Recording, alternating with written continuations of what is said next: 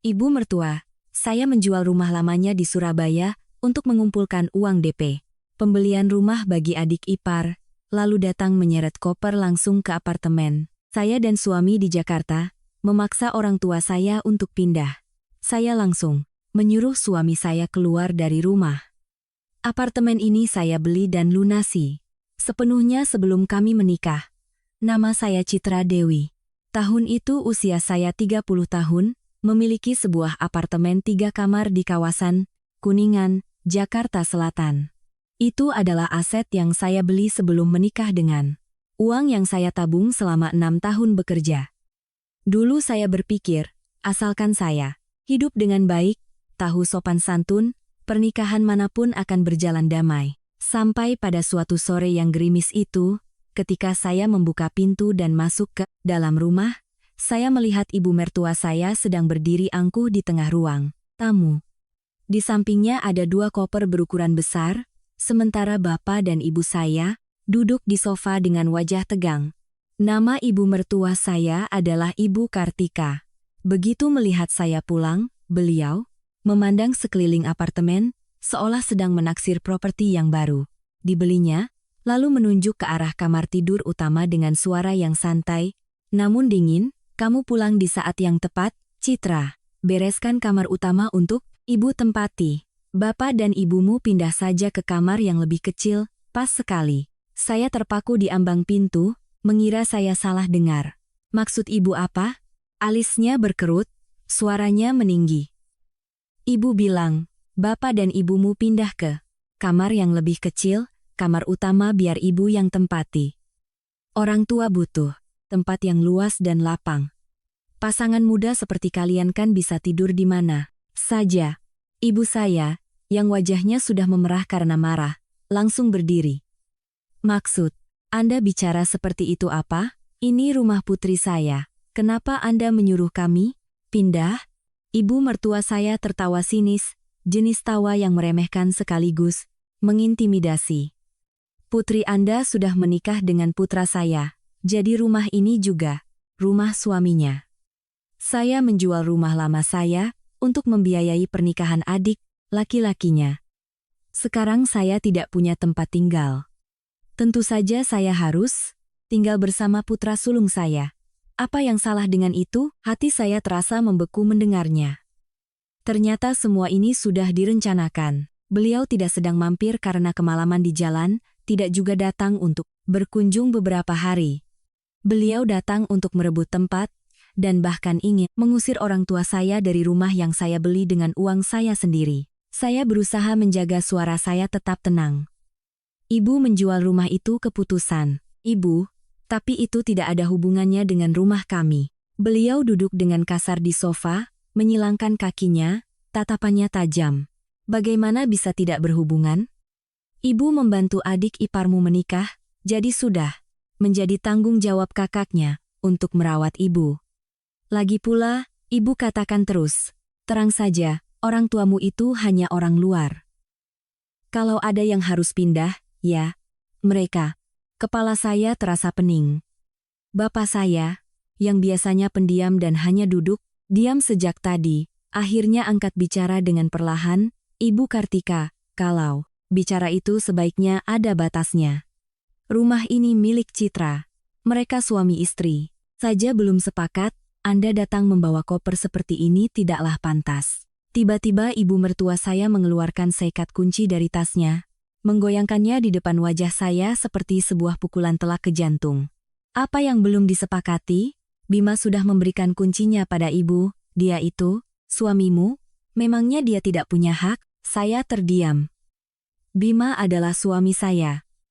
Dia diam-diam memberikan kunci rumah kepada ibunya tanpa memberitahu saya sepatah kata pun. Amarah saya memuncak hingga ke tenggorokan. Saya berjalan cepat ke lemari arsip, mengambil sertifikat hak milik SHM dan meletakkannya di atas meja kopi dengan bunyi brak yang keras. Seluruh ruangan menjadi hening. Saya menatap lurus ke arah ibu mertua saya. Silakan ibu lihat baik-baik. Pemilik sah apartemen ini adalah Citra Dewi Pratiwi, nama saya seorang. Rumah Ini saya beli sebelum menikah dan lunas dalam sekali bayar. Tidak ada hubungannya dengan suami saya, apalagi dengan keluarga suami.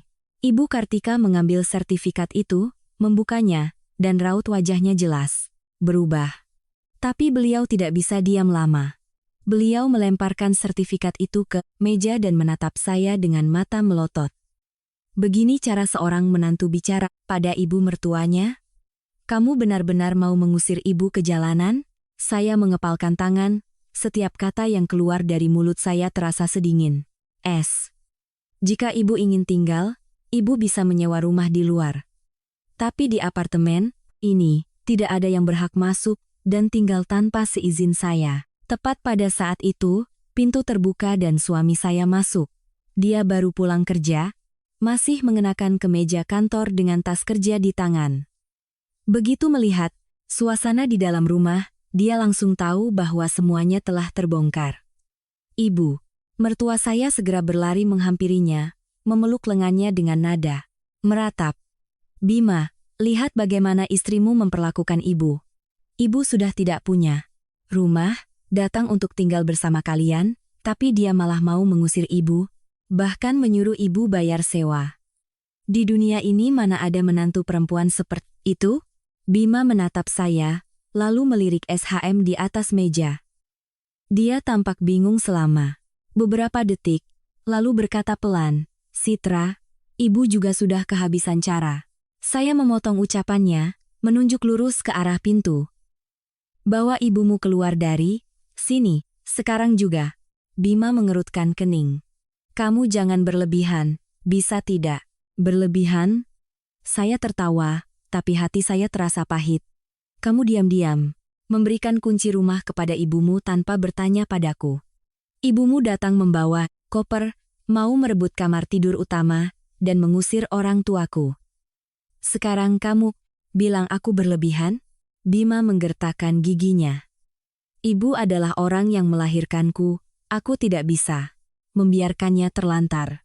Saya menatapnya lama, sangat lama hingga saya bisa merasakan hati saya mendingin, sedikit demi sedikit. Lalu bagaimana dengan orang tuaku? Apa mereka bukan manusia, atau hanya ibumu saja yang pantas dibela? Dia terdiam. Keheningan itu terasa lebih menyakitkan daripada sebuah tamparan. Saya berpaling ke ibu mertua saya. Ibu, silakan keluar. Sekarang juga.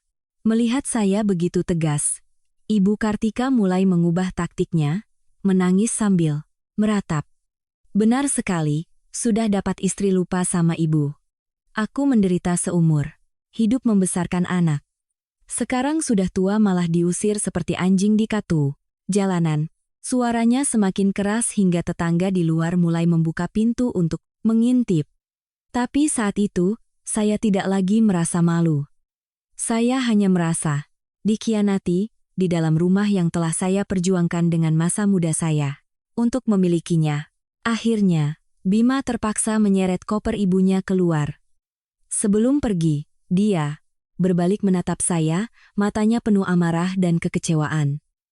Citra, jangan paksa aku sampai ke titik ini. Saya berdiri tegak, suara saya serak karena menahan emosi. Orang yang mendorong pernikahan ini ke titik ini bukanlah aku. Pintu tertutup, dan seluruh rumah tiba-tiba menjadi sunyi senyap. Hujan di luar. Balkon masih turun rintik-rintik. Ibu saya datang ke samping saya, meletak tangannya di bahu saya.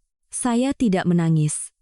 Saya hanya merasa ada sesuatu di dalam hati saya yang baru saja retak, sangat dalam, dan sangat sakit. 3 bulan yang lalu, jika ada yang mengatakan pernikahan saya akan terpojok, seperti ini hanya karena sebuah apartemen, mungkin saya tidak akan percaya.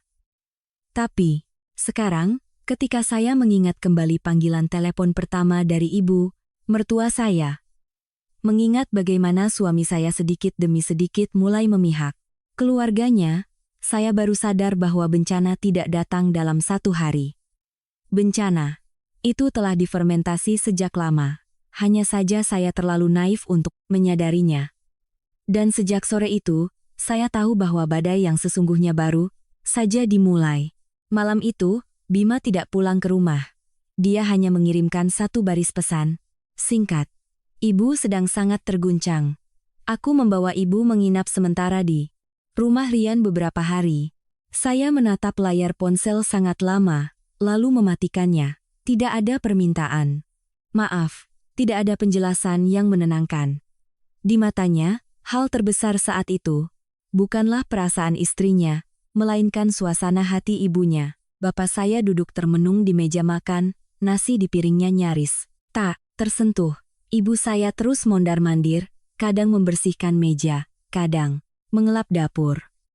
Tapi saya tahu beliau tidak tenang.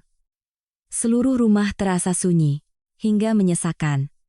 Saya memaksakan senyum dan menyuruh bapak dan ibu untuk istirahat lebih awal, sementara saya duduk sendirian di balkon, mendengarkan suara kendaraan yang melaju di bawah dalam kegelapan malam. Saya teringat hari-hari awal kami menikah. Saat itu, Bima bukanlah suami yang buruk, dia tenang, perhatian, dan pandai berbicara manis. Karena itulah saya percaya, meskipun ibu mertua saya sulit, selama suami saya tahu bagaimana bersikap adil, keluarga ini akan tetap damai. Tapi saya salah. Bima tidak jahat secara terang-terangan. Bahayanya terletak pada kelemahannya yang ambigu, selalu ingin saya mengalah satu langkah agar dia bisa hidup tenang. Dan orang seperti itu, sekali diberi kesempatan mengalah, akan ada yang kedua, lalu yang ke-10 kalinya. Sekitar pukul 11 malam, Bima menelepon. Saya mengangkatnya. Di seberang sana, terdengar helaan napas panjang. Citra, kita bisa bicara? Aku mendengarkan. Jangan tegang begitu. Ibu usianya sudah lanjut, sekarang tidak punya tempat tinggal. Kamu menyuruhnya menyewa rumah di luar. Kalau orang lain dengar, mereka akan menganggapmu tidak punya perasaan. Saya tertawa sinis. Apa yang dipikirkan orang lain memangnya begitu penting? Tentu saja penting. Aku punya keluarga besar, punya tetangga. Aku juga punya bapak dan ibu, punya harga diri. Bima terdiam beberapa detik, lalu merendahkan suaranya. Bagaimana kalau untuk sementara biarkan ibu tinggal di sini dulu? Kamu sabar sedikit ya, nanti kita pikirkan lagi solusinya. Saya mendengar setiap katanya dengan jelas, hati saya terasa dingin membeku. Tinggal sementara berapa lama? Mungkin beberapa bulan. Lalu setelah beberapa bulan, bagaimana? Ibumu akan pergi kemana? Dia tidak bisa menjawab. Saya menggenggam ponsel dengan erat. Bima, kamu tahu apa yang paling menakutkan? Bukan ibumu datang membawa koper, tapi kamu sudah tahu sebelumnya, kamu setuju. Bahkan kamu memberinya kunci rumah, tapi menyembunyikannya dariku. Suaranya mulai meninggi.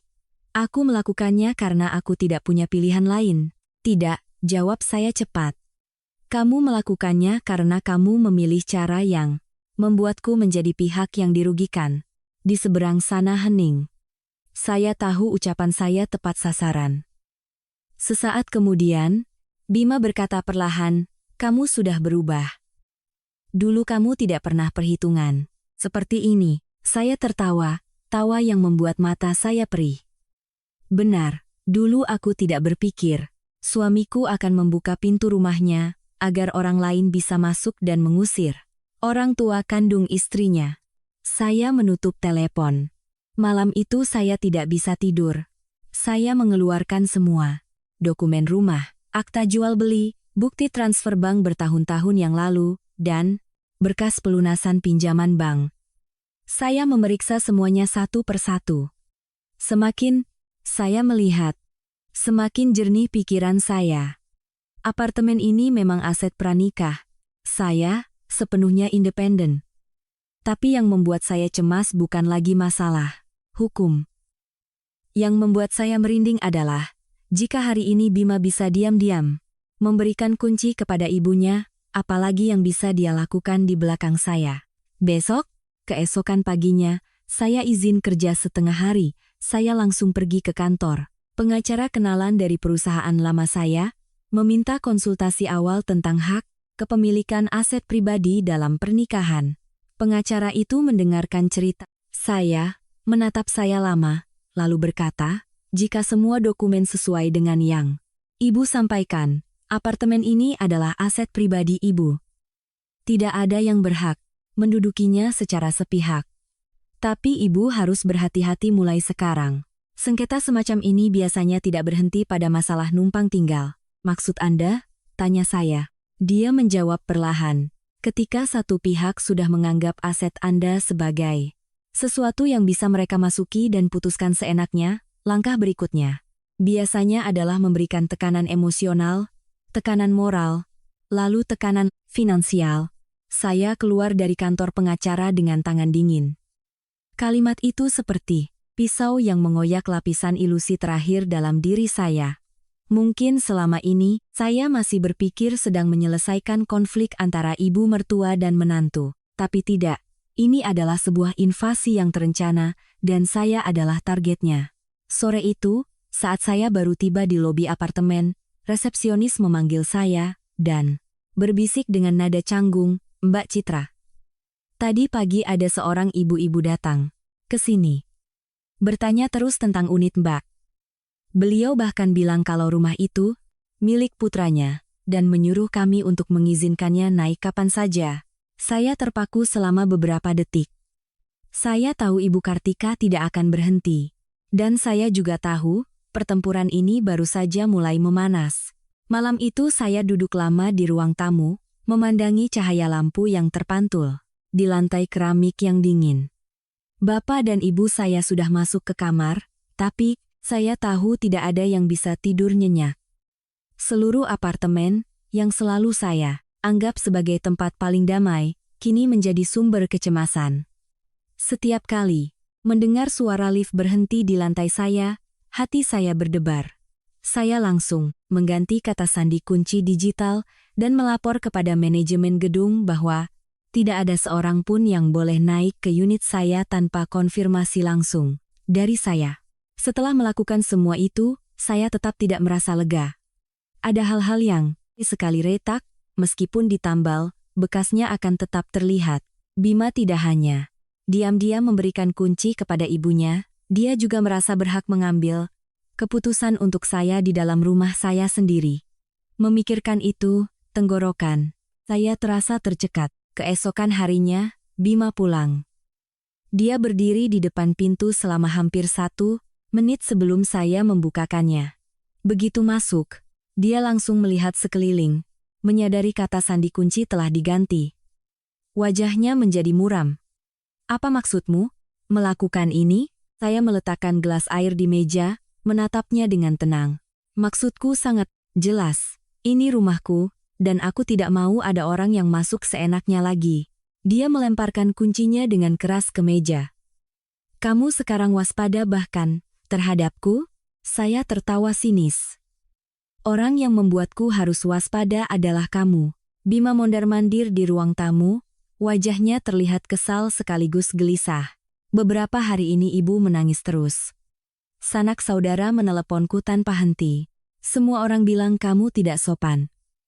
Kamu tahu tidak apa yang mereka katakan tentangmu sekarang?" Saya menatap lurus ke arahnya. "Apa yang mereka katakan?" "Mereka bilang kamu sudah punya rumah, jadi meremehkan ibu mertua. Bilang kamu kayalah lulu pada daratan." Saya tertawa terbahak-bahak. Kalimat terakhir itu begitu pahit hingga terasa lucu. "Jadi, keluarga besarmu sedang membicarakanku seolah-olah akulah yang mengusir ibumu ke jalan?" Bima tidak menjawab. Dia menarik kursi dan duduk di hadapan saya, suaranya melunak seolah ingin bernegosiasi. "Citra, sudahlah, mengalah sedikit. Biarkan ibu tinggal di sini beberapa bulan sampai Rian selesai menikah, baru kita pikirkan lagi. Bagaimanapun, dia adikku. Pernikahannya butuh banyak uang, makanya ibu sampai harus menjual rumah." Saya mendengarnya dan ujung jari saya terasa dingin. "Coba ulangi sekali lagi. Ibumu menjual rumah untuk membiayai pernikahan adiknya, lalu menyuruhku menanggung akibatnya?" "Aku tidak bilang begitu. Tapi maksudmu seperti itu." Dia membentak. "Kenapa kamu selalu membuat semuanya jadi tegang?" Saya menatap pria di depan saya dan merasa sangat asing. Dulu, setiap kali ada masalah, Saya selalu berkata pada diri sendiri bahwa suami saya hanya berada di posisi sulit, terjepit di antara dua pihak. Tapi sekarang saya sadar, orang yang benar-benar sulit adalah saya. Sedangkan dia hanya memilih pihak yang membuatnya paling tidak merasa bersalah. Dan pihak itu tidak pernah saya. Saya berdiri, suara saya sangat pelan. Bima, dengarkan baik-baik. Aku tidak punya kewajiban untuk mengorbankan rumahku, kedamaian orang tuaku, atau uangku, untuk menutupi lubang yang diciptakan oleh keluargamu. Jika kamu merasa ibumu kasihan, kamu bisa menyewakan rumah untuknya. Kamu bisa membawanya tinggal bersamamu dimanapun kamu mau, tapi tidak di sini. Wajahnya memerah. Begitu caramu bicara pada suami? Aku sedang berbicara dengan orang yang telah mengkhianati kepercayaanku. Tepat saat itu, telepon saya berdering. Nomor tak dikenal. Saya mengangkatnya. Di seberang sana terdengar suara melengking seorang wanita tua. Ini Citra, kan? Saya budemu dari pihak suami. Bude mau kasih tahu ya, jadi menantu kok pelit. Sekali sama rumah, itu tidak baik, loh. Ibu mertuamu sudah tua. Apa kamu tega? Saya menggenggam ponsel hingga buku-buku jari saya memutih. Ternyata Ibu Kartika sudah mulai melibatkan seluruh keluarga besar dalam masalah ini. Satu persatu, menelepon, bergantian menceramahi, menyalahkan, dan menuduh saya dengan berbagai macam dosa. Ada yang bilang saya tidak tahu berterima kasih. Ada yang bilang, seorang istri harus ikut suami. Ada yang lebih kejam lagi, mengatakan saya tidak pernah melahirkan Bima, jadi jangan berani-berani bersaing dengan ibunya. Setelah beberapa panggilan, saya mematikan telepon dan memblokir semua nomor tak dikenal. Saya tidak punya tenaga lagi untuk berdebat. Semakin saya mendengar, semakin jelas satu hal. Di mata mereka, saya bukanlah manusia yang punya hak, milik, harga diri, dan hak untuk melindungi orang tua saya. Saya hanyalah seorang menantu. Dan sebagai menantu, saya harus tahu cara mengalah, menahan diri, dan diam. Malam itu, ketika bapak dan ibu saya sudah masuk ke kamar, saya duduk sendirian di balkon untuk waktu yang sangat lama. Angin bulan Juli berhembus, membawa hawa lembab dari hujan yang akan segera turun. Melihat deretan mobil di bawah, tiba-tiba saya merasa sangat lelah. Ada saat-saat di mana seseorang tidak merasa sakit karena dihina, melainkan karena menyadari bahwa selama ini mereka telah mencintai, mempercayai, dan menjaga sebuah pernikahan yang ternyata tidak dihargai seperti yang mereka kira. Saya tahu mulai sekarang, saya tidak bisa lagi hanya bereaksi ketika mereka datang ke pintu.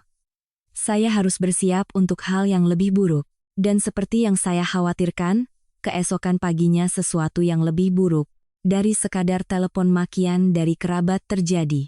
Keesokan paginya, saya baru saja tiba di kantor selama kurang dari setengah jam. Ketika saya menerima telepon dari ibu, suaranya bergetar, berusaha tetap tenang, tetapi saya masih bisa mendengar kepanikannya. Citra, cepat pulang sekarang. Jantung saya mencelos. Ada apa, Bu? Ibu mertuamu sedang duduk di lobi apartemen, menangis dan membuat keributan. Dia membawa serta adik iparmu dan seorang wanita asing. Satpam hanya melihat, tetangga juga sudah banyak yang berkumpul. Tanpa berpikir panjang, saya langsung izin pulang. Sepanjang perjalanan dari Jakarta Pusat ke Kuningan, tangan saya terasa dingin meskipun di luar matahari bersinar terik. Saya tahu, Ibu Kartika tidak akan menyerah, tapi saya tidak menyangka beliau akan memilih cara mempermalukan kami di depan umum secepat ini. Ketika saya masuk ke lobi, pemandangan di depan mata membuat saya terpaku selama 2 detik. Ibu Kartika duduk bersimpuh di lantai marmer, satu tangan memegangi dada, tangan yang lain menyeka air mata. Di sebelahnya ada Rian, adik Bima, dengan wajah masam. Sementara wanita asing yang bersamanya berpakaian sangat modis. Tangannya memegang ponsel seolah sedang merekam video. Di sekeliling, mereka sudah ada hampir 10 orang yang menonton, bisik-bisik terdengar. Seperti sarang lebah yang pecah. Begitu melihat saya, Ibu Kartika menunjuk lurus ke arah saya dengan suara melengking. Itu dia. Itulah dia. Menantu yang lebih kejam dari orang asing. Ibu, mertua tidak punya tempat tinggal, tapi tidak diizinkan masuk, bahkan mengganti kunci dan mengusir saya seperti pengemis. Saya menarik napas dalam-dalam dan melangkah mendekat. Apa ibu sudah selesai bicara? Wanita yang berdiri di samping Rian langsung menyela dengan nada ketus. Mbak, ini jadi kakak ipar kok egois sekali. Ibu sudah tua. Masa masih perhitungan soal rumah? Saya menatapnya sekilas. Anda siapa? Wanita itu sedikit mengangkat dagunya. Saya calon istri Mas Rian. Saya tertawa dingin. Ternyata ini alasannya Ibu Kartika begitu terburu-buru. Beliau tidak hanya ingin tinggal di rumah saya, beliau juga ingin menggunakan rumah saya sebagai tempat menanggung konsekuensi dari pernikahan yang telah menghabiskan seluruh uangnya. Saya menoleh ke Rian. Rumah ibumu dijual untuk membiayai pernikahanmu, kan? Rian membuang muka, tapi Ibu Kartika sudah melompat. Memangnya kenapa? Dia itu adik iparmu. Sesama keluarga saling membantu di saat sulit itu hal yang wajar. Saya menatap lurus ke arahnya, setiap kata terucap dengan jelas. Membantu itu sifatnya sukarela. Tapi memaksa orang lain menyerahkan rumah, tempat tinggal, dan bahkan kedamaian orang tua kandungnya, itu namanya perampasan. Bisik-bisik di sekitar tiba-tiba mereda. Mungkin ini pertama kalinya banyak orang mendengar cerita dari kedua belah pihak, tidak hanya ratapan sepihak dari Ibu Kartika. Tapi beliau sama sekali tidak goyah. Beliau menutupi wajahnya dan menangis lebih keras. Ya Tuhan, aku melahirkan seorang putra sulung hanya untuk menikah dengan perempuan sejahat ini. Rumah sebesar itu tidak bisa menampung seorang ibu mertua. Benar-benar, sudah punya uang jadi lupa moral. Begitu beliau selesai bicara, wanita tadi kembali mengangkat ponselnya dan merekam wajah saya dari dekat. Saya menghindar. Suara saya mengeras. Matikan ponsel Anda. Dia tertawa sinis. Saya rekam supaya semua orang tahu wajah asli Anda. Saya menatap lurus ke lensa kamera. Kalau begitu, rekam yang jelas. Apartemen. Itu adalah aset yang saya beli sebelum menikah. Orang tua kandung saya sedang tinggal bersama saya. Ibu mertua saya menjual rumahnya untuk membiayai pernikahan adik ipar saya. Sekarang beliau datang menyeret koper dan meminta keluarga saya untuk pindah. Silakan semua orang nilai sendiri, apakah saya yang tidak berbakti, atau mereka yang keterlaluan? Seorang satpam yang berdiri di dekatnya berdeham, tampak canggung. Beberapa tetangga mulai saling pandang. Cerita ini jelas tidak sesederhana adegan ibu tua diusir menantunya seperti yang sengaja diperankan oleh Ibu Kartika. Tepat saat itu, Bima datang berlari, mungkin ada yang memberitahunya. Begitu dia muncul, Ibu Kartika langsung menghambur dan memegang lengan putranya, menangis terseduh-seduh. Bima, ibu sudah tidak sanggup lagi. Istrimu sudah membuat ibu kehilangan muka. Bima melihat sekeliling, wajahnya pucat pasi. Dia menarik saya ke sudut, suaranya tertahan. Kamu puas sekarang? Kamu mau membuat masalah ini jadi sebesar ini? Saya menatapnya. Tidak percaya dengan apa yang saya dengar. Orang yang membawa masalah ke sini adalah ibumu. Orang yang membawa adiknya dan calon istrinya untuk membuat keributan juga ibumu. Dan kamu masih bertanya, apakah aku sudah puas? Bima merendahkan suaranya, tapi matanya penuh tekanan. Sudahlah, Citra. Ibu sudah tua. Kenapa kamu harus menang kalah dengannya? Saya merasa sautas tali di dalam diri saya baru saja putus. Lagi-lagi kalimat itu. Lagi-lagi saya yang harus mengalah. Lagi-lagi saya yang harus mengerti. Lagi-lagi saya yang harus menelan kepahitan demi menjaga muka keluarganya. Saya menekankan setiap kata. Aku tidak sedang berdebat menang kalah dengan ibumu. Aku sedang melindungi rumahku, orang tuaku, dan harga diriku. Setelah itu, saya berpaling ke pihak manajemen gedung, meminta mereka untuk membuat laporan tentang insiden keributan di lobi. Raut wajah Bima langsung berubah. Mungkin saat itulah dia baru sadar bahwa saya bukan lagi istri yang akan luluh hanya karena beberapa kalimat celaan. Melihat saya begitu tegas, Ibu Kartika segera mengubah sikapnya. Beliau berdiri, menunjuk wajah saya dengan nada penuh kebencian. Bagus. Hebat sekali kamu. Kamu pikir dengan memegang sertifikat itu kamu bisa berbuat semaumu? Tunggu saja, saya akan panggil pengacara untuk bicara denganmu. Saya menatapnya, hati saya lebih dingin dari es. Ternyata ini yang sebenarnya ingin beliau lakukan. Dan saya mengerti, badai yang akan datang tidak lagi berupa tangisan, makian, atau tekanan dari keluarga besar. Badai itu akan memasuki level yang lebih menakutkan. Sore itu saya izin pulang kerja lebih awal untuk memeriksa kembali semua dokumen di rumah. Kalimat Ibu Kartika di lobi terus terngiang di kepala saya seperti awan hitam. Saya tahu beliau tidak begitu paham hukum. Di balik penampilannya yang meratap dan mengeluh, pasti ada seseorang yang mengajarinya cara menekan saya. Dan orang itu, tanpa perlu berpikir pun saya sudah bisa menebaknya, pastilah Bima atau keluarganya. Begitu membuka pintu, saya melihat Bapak duduk termenung di meja makan, di hadapannya ada teh yang sudah dingin. Ibu keluar dari dapur, wajahnya tampak lebih muram dari biasanya. Ibu minta maaf, Nak, saya terkejut. Minta maaf untuk apa, Bu? Ibu menghela napas. Tadi siang, sebelum kamu pulang, Bima menelepon Bapak dan Ibu. Dia bilang, kalau Bapak dan Ibu sayang padamu, sebaiknya menasihatimu agar lebih lunak, jangan memperpanjang masalah. Dia bahkan bilang, asalkan Bapak dan Ibu mau pulang kampung untuk sementara waktu, semuanya akan damai. Saya terpaku. Saya pikir saya sudah cukup kecewa pada suami saya, tapi ternyata dia masih bisa menyakiti saya lebih dalam. Dia tidak hanya menekan saya, dia juga mencoba mempengaruhi orang tua saya, berharap mereka akan mundur dengan sendirinya demi memberi ruang bagi keluarganya. Bapak berkata perlahan dengan suara yang sangat berat. Ibu sudah bilang padanya, rumah ini milikmu, urusan pergi atau tinggal bukan dia yang menentukan. Hidung saya terasa perih. Di tengah kekacauan yang mengepung selama beberapa hari terakhir, kalimat itu seperti tiang pancang yang membuat saya tetap berdiri tegak. Malamnya, Bima pulang.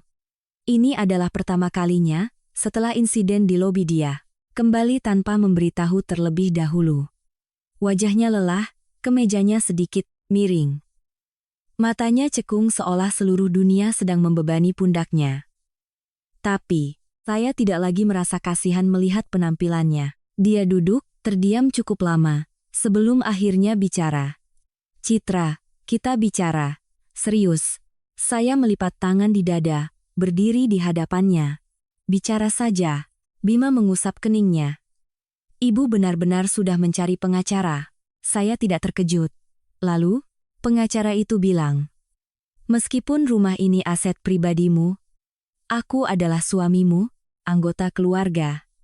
Urusan tinggal di sini tidak bisa kamu larang begitu saja. Saya menatapnya, dan bertanya perlahan, pengacara mana yang bilang begitu? Dia terdiam sejenak, lalu mengalihkan pembicaraan. Intinya, kalau masalah ini dibesar-besarkan, semua orang akan lelah. Aku tidak mau sampai ke pengadilan. Saya menarik kursi dan duduk di hadapannya, mengeluarkan setumpuk dokumen konsultasi hukum dari tas saya dan meletakkannya di meja. Aku juga baru bertemu pengacara. Wajah Bima memucat. Aset pribadi pranikah yang terdaftar atas satu nama tetaplah aset pribadi. Tidak ada yang berhak masuk dan tinggal seenaknya, apalagi menuntut untuk mengusir pemilik rumah atau keluarganya. Jika ada yang membuat keributan atau melanggar privasi tempat tinggal, pemilik berhak menuntut penanganan sesuai hukum. Dia menatap tajam tumpukan kertas itu, bibirnya terkatup rapat. Untuk pertama kalinya saya melihatnya tidak lagi tampak seyakin beberapa hari sebelumnya. Setelah beberapa saat, dia berkata dengan suara pelan, Citra, apa kamu harus melakukan sampai sejauh ini? Saya tertawa sinis. Aku yang melakukan sampai sejauh ini, atau keluargamu yang memaksaku sampai ke titik ini? Tiba-tiba Bima memukul meja dengan keras. Kamu selalu bilang keluargaku, keluargaku. Mereka itu kerabatku, tidak bisakah kamu menghormati mereka? Sedikit, saya menatap lurus ke matanya. Dan kamu, apa kamu sudah menghormatiku? Seluruh dapur menjadi hening, hanya suara AC yang berdesis di langit-langit, terdengar sangat dingin. Bima menunduk, kedua tangannya saling bertautan. Saya pikir dia akan melunak, tapi tidak. Ketika dia mengangkat wajahnya, suaranya berubah total, campuran antara lelah dan perhitungan. Baiklah. Kalau kamu tidak mengizinkan ibu tinggal, kalau begitu pinjamkan Rian sejumlah uang. Anggap saja membantunya menikah, nanti dia akan mengembalikannya. Saya tertegun beberapa detik, lalu tertawa. Tawa yang membuat mata saya perih. Ternyata semua putar-putar selama ini ujung-ujungnya hanya satu kata, uang. Berapa? Bima membuang muka. Sekitar 300 juta rupiah. Saya menatap pria di depan saya, dan merasakan lapisan-lapisan perasaan di hati. Saya berguguran seperti abu. 300 juta. Dia mengucapkan angka itu seringan, meminta sebuah piring atau sepasang sumpit. Padahal dia tahu betul itu adalah uang yang saya sisihkan selama bertahun-tahun. Untuk berjaga-jaga jika sakit, jika ada kejadian tak terduga, jika orang tua saya membutuhkan. Saya bertanya sangat perlahan, kalau aku tidak meminjamkan, lalu bagaimana? Bima terdiam. Keheningan itulah jawaban yang paling jelas. Jika saya tidak memberikan uang, saya akan terus menjadi istri yang egois, menantu yang tidak berbakti, wanita yang hanya tahu menumpuk harta. Dan jika saya memberikannya, mungkin masalah akan reda untuk sementara, sebelum muncul permintaan lain yang lebih besar, lebih dalam, lebih berat. Saya berdiri, suara saya anehnya tenang. Tidak. Bima mengangkat kepalanya dengan cepat. Citra, aku bilang, tidak untuk numpang tinggal, tidak untuk pinjam uang. Aku tidak akan menggunakan kesabaranku untuk menambal ketidakbertanggungjawaban keluargamu. Wajahnya memerah, rahangnya mengeras. Citra Dewi, kamu benar-benar sudah berubah. Saya menatapnya, hati saya sakit tapi pikiran saya sangat jernih. Tidak. Aku hanya akhirnya melihat dirimu yang sebenarnya. Malam itu, Bima tidur di ruang tamu. Sementara saya berbaring di kamar, mata saya terbuka menatap langit-langit. Di luar, angin menderu melalui celah jendela. Saya merasa sesuatu yang sangat buruk akan segera datang. Seolah di balik kegelapan malam, seseorang sedang diam-diam merencanakan langkah baru. Dan saya tidak menyangka, hal yang paling mengerikan akan datang pada malam itu, juga. Tengah malam saya tersentak bangun, karena mendengar suara menggeledah yang sangat pelan dari ruang tamu. Awalnya saya pikir hanya mimpi, tapi kemudian, suara laci ditarik dan didorong, suara kertas berdesir, dan langkah kaki yang sengaja diringankan hingga terasa aneh, membuat saya duduk tegak. Ruangan itu remang-remang. Saya meraih ponsel, baru pukul 2 pagi. Rasa dingin menjalari tulang punggung saya. Saya membuka pintu kamar dengan sangat pelan. Cahaya kuning dari arah dapur cukup untuk membuat saya melihat siluet seseorang yang sedang membungkuk di depan lemari dokumen dekat meja kerja. Itu Bima. Saya terpaku sejenak. Dia tidak tidur di sofa seperti yang saya kira. Dia sedang menggeledah barang-barang saya. Saya melangkah maju, suara saya serak karena campuran amarah dan keterkejutan. Apa yang sedang kamu lakukan? Bima terlonjak kaget dan berbalik. Di tangannya ada tas map berwarna coklat, tempat saya biasa menyimpan buku tabungan, dokumen bank, dan beberapa kontrak penting. Wajahnya pucat pasi di bawah cahaya lampu. Aku hanya mencari beberapa dokumen. Saya menatap lurus ke arah tas di tangannya. Dokumen apa yang harus dicari? Diam-diam di tengah malam, dia tergagap, matanya melirik ke arah lain. Pada saat itulah, saya mengerti segalanya. Dia tidak lagi berhenti pada tahap meminta atau menekan. Dia telah melintasi batas yang lain, yang lebih kotor, lebih menakutkan. Saya merebut tas itu dari tangannya, membuka resletingnya dan memeriksa isinya. Buku tabungan masih ada, kartu ATM masih ada, tapi semuanya sudah berantakan. Tangan saya gemetar. Bima, apa kamu sudah gila? Dia merendahkan suaranya, melangkah maju. Jangan dibesar-besarkan. Saya tertawa. Tawa yang terdengar kering dan mengerikan di tengah malam. Kamu menggeledah barang-barangku di tengah malam dan menyuruhku untuk tidak membesar-besarkannya? Saat itu, ibu saya dari kamar sebelah mendengar suara gaduh dan ikut membuka pintu, diikuti oleh Bapak. Begitu melihat pemandangan di depannya, wajah Bapak langsung mengeras. Beliau bertanya dengan suara rendah tapi sangat berat. Apa yang sedang kamu lakukan, Nah? Bima terpaku. Tangannya terkulai lemas. Saya hanya ingin mencari dokumen untuk melihat beberapa hal. Saya berpaling ke arah Bapak dan Ibu, rasa malu dan sakit mencekik tenggorokan. Dia sedang mencari buku tabungan saya.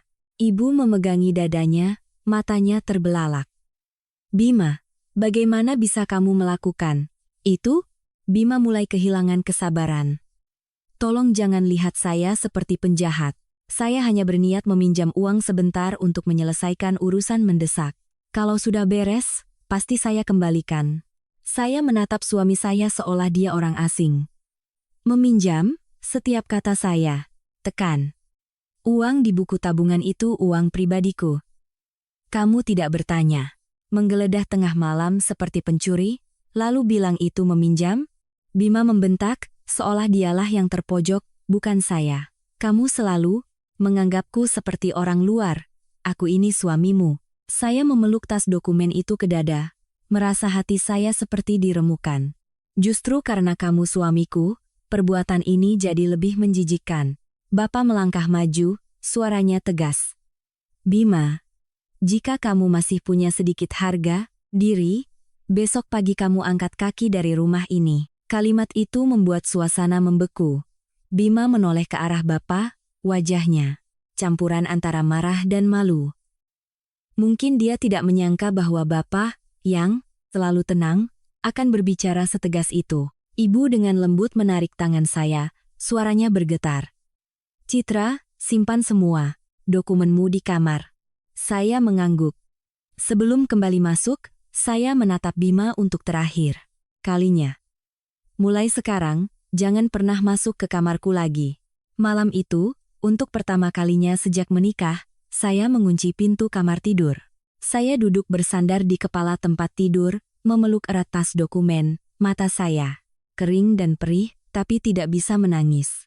Ada rasa sakit yang ketika melampaui batas, air mata pun tidak bisa lagi keluar. Di kepala saya hanya terlintas satu, kebenaran yang kejam. Pria yang pernah saya percayai, yang saya kira akan menemani saya seumur hidup, baru saja menghancurkan hal terakhir yang tersisa di antara kami, kepercayaan. Keesokan paginya, Bima pergi dari rumah sangat pagi. Tanpa permintaan maaf, tanpa penjelasan, hanya selembar catatan di atas meja. Aku terdesak makanya melakukan itu. Nanti kalau kamu sudah tenang, kita bicara lagi. Saya meremas kertas itu di tangan saya. Sampai saat ini pun, dia masih berpikir, dirinya hanyalah korban keadaan. Tidak. Dia adalah orang yang secara aktif memilih untuk mengkhianati saya, memilih untuk menginjak-injak kepercayaan terakhir yang saya berikan padanya. Siang itu, saat saya sedang merapikan kembali dokumen, ponsel saya bergetar. Pesan dari nomor tak dikenal. Mbak jaga uang, jaga rumah seketat apapun juga, percuma. Kalau orang di dalam rumah sudah tidak sehati, bisa dijaga berapa lama? Saya menatap layar ponsel, tangan saya dingin. Pesan itu tidak perlu nama pengirim, saya tahu dari siapa. Tapi yang membuat saya merinding bukanlah ancamannya, melainkan kesadaran bahwa mereka tidak lagi hanya ingin menekan saya untuk memberikan tempat tinggal atau pinjaman uang. Mereka ingin menghancurkan saya sepenuhnya. Saya mengambil tangkapan layar pesan ancaman itu, menyimpannya di folder terpisah. Lalu duduk terdiam di depan meja kerja untuk waktu yang sangat lama. Di luar jendela, langit Jakarta mendung seolah akan hujan. Apartemen ini masih sama. Setiap barang masih di tempatnya. Tapi rasa aman di dalam diri saya telah hilang sama sekali. Saya tidak lagi melihat ini sebagai pertengkaran keluarga biasa. Ketika Bima menggeledah buku tabungan saya di tengah malam, ketika keluarganya mengirim pesan ancaman terselubung, semuanya telah melampaui batas pernikahan yang bisa diselamatkan. Saya menelepon Rina, sahabat baik saya yang bekerja di kantor notaris. Setelah mendengar cerita saya, dia terdiam sejenak lalu bertanya, "Kamu masih mau mempertahankan pernikahan ini?" Pertanyaan itu membuat saya tercekat. Saya telah bertanya pada diri sendiri hal yang sama entah berapa kali dalam beberapa hari terakhir. Tapi ketika orang lain yang mengatakannya secara langsung, hati saya tetap sakit seperti diremas. "Aku tidak tahu," Rina menghela napas. "Kalau kamu masih ragu, lihat saja perbuatannya. Suami yang sayang istri tidak akan pernah sembarangan memberikan kunci rumah pada ibunya, apalagi menggeledah uang pribadi istrinya di tengah malam. Jangan menyayangi orang yang hanya peduli pada posisi sulitnya sendiri." Saya duduk diam. Setiap kata terasa menusuk hingga ke dasar hati. Saya tahu dia benar. Hanya saja, mengakui kebenarannya berarti saya harus menghadapi kenyataan yang sangat menyakitkan. Orang yang pernah saya cintai, yang saya pilih untuk menghabiskan sisa hidup bersama, sudah tidak lagi berada di pihak saya. Sore itu, saya berinisiatif mengirim pesan pada Bima, memintanya pulang malam ini untuk bicara sekali lagi hingga tuntas. Dia membalas dengan sangat cepat, hanya satu kata, "Oke." Saya sempat berpikir, mungkin setelah kejadian semalam, setidaknya dia akan merasa malu, akan takut, akan berhenti. Tapi saya salah lagi. Malamnya, Bima pulang bersama seorang pria berusia 40-an yang mengenakan kemeja putih dan membawa tas kerja. Begitu melihat saya, pria itu mengangguk dan memperkenalkan diri. "Saya Pak Dodi, teman keluarga Bima. Saya juga sedikit paham soal hukum." Saya menatap Bima, hati saya mendingin. "Kamu membawa orang asing ke rumahku, tanpa bertanya padaku." Bima mengerutkan kening. Pak Dodi datang agar semuanya lebih jelas. Pria itu menarik kursi dan duduk. Suaranya tenang tapi terdengar sangat tidak menyenangkan. "Mbak Citra, saya bicara terus terang ya. Dalam pernikahan, meskipun aset atas nama siapapun, sebaiknya didasari oleh semangat kekeluargaan. Sekarang ibu dari suami Mbak tidak punya tempat tinggal. Mbak, bersikap terlalu kaku seperti ini hanya akan membuat konflik semakin besar." Saya menatapnya dan hanya bertanya satu hal, "Anda pengacara?" Pria itu terdiam sejenak. "Saya bukan pengacara resmi, tapi saya punya pengalaman." Saya memotong ucapannya. "Jika bukan pengacara, tolong jangan duduk di rumah saya dan menakut-nakuti saya dengan pengalaman yang tidak jelas." Wajah Bima menjadi muram. "Citra, jaga bicaramu." Saya menoleh ke arahnya. Melihat dengan jelas di matanya bukan lagi kebingungan, melainkan tekanan yang disengaja. "Kamu mau menggunakan orang luar untuk menekanku, ingin aku mundur, ingin aku merasa bersalah." Pak Dodi berdeham. "Sebenarnya Mbak harus berpikir lebih jauh. Jika suami istri masih ingin hidup bersama, membantu keluarga suami di saat sulit itu hal yang wajar. Tapi jika Mbak terus bersikeras melindungi milik pribadi, saya khawatir pernikahan ini akan sulit dipertahankan." Kalimat itu terdengar seperti nasihat sekaligus penawaran. Saya tertawa. Pernikahan ini sudah sulit dipertahankan sejak suami saya diam-diam memberikan kunci rumah pada ibunya, bukan sejak saya menolak rumah saya diduduki orang lain. Bima memukul meja. "Citra Dewi, hentikan cara bicaramu yang selalu mau menang sendiri itu." Saya menatapnya lama. Pria di depan saya masih dengan wajah yang sama, suara yang sama, postur yang sama, tapi apa yang ada di dalamnya telah berubah total. Atau mungkin, baru sekarang saya bisa melihatnya. Saya berkata dengan perlahan dan jelas, kamu ingin semuanya jelas, kan? Kalau begitu, aku katakan sekarang juga. Mulai hari ini, kamu pindah dari sini. Bima tertegun. Kamu mengusirku? Aku tidak mengusir. Aku menghentikan seseorang yang tidak lagi menghormatiku untuk terus tinggal di dalam rumahku. Dia berdiri dengan cepat, wajahnya memerah padam. Kamu pikir kamu hebat? Kamu hanya mengandalkan rumah ini untuk bersikap sombong pada seluruh keluargaku? Mendengar itu, hati saya terasa seperti jatuh ke jurang yang dalam. Ternyata di dalam hatinya, selama bertahun-tahun ini, semua yang saya usahakan, semua yang saya jaga, pada akhirnya hanya dinilai sebagai saya mengandalkan rumah untuk bersikap sombong. Saya mengatupkan bibir, suara saya anehnya tenang. Kamu benar setengahnya. Aku tidak bersikap sombong pada keluargamu. Aku hanya menjaga apa yang menjadi milikku.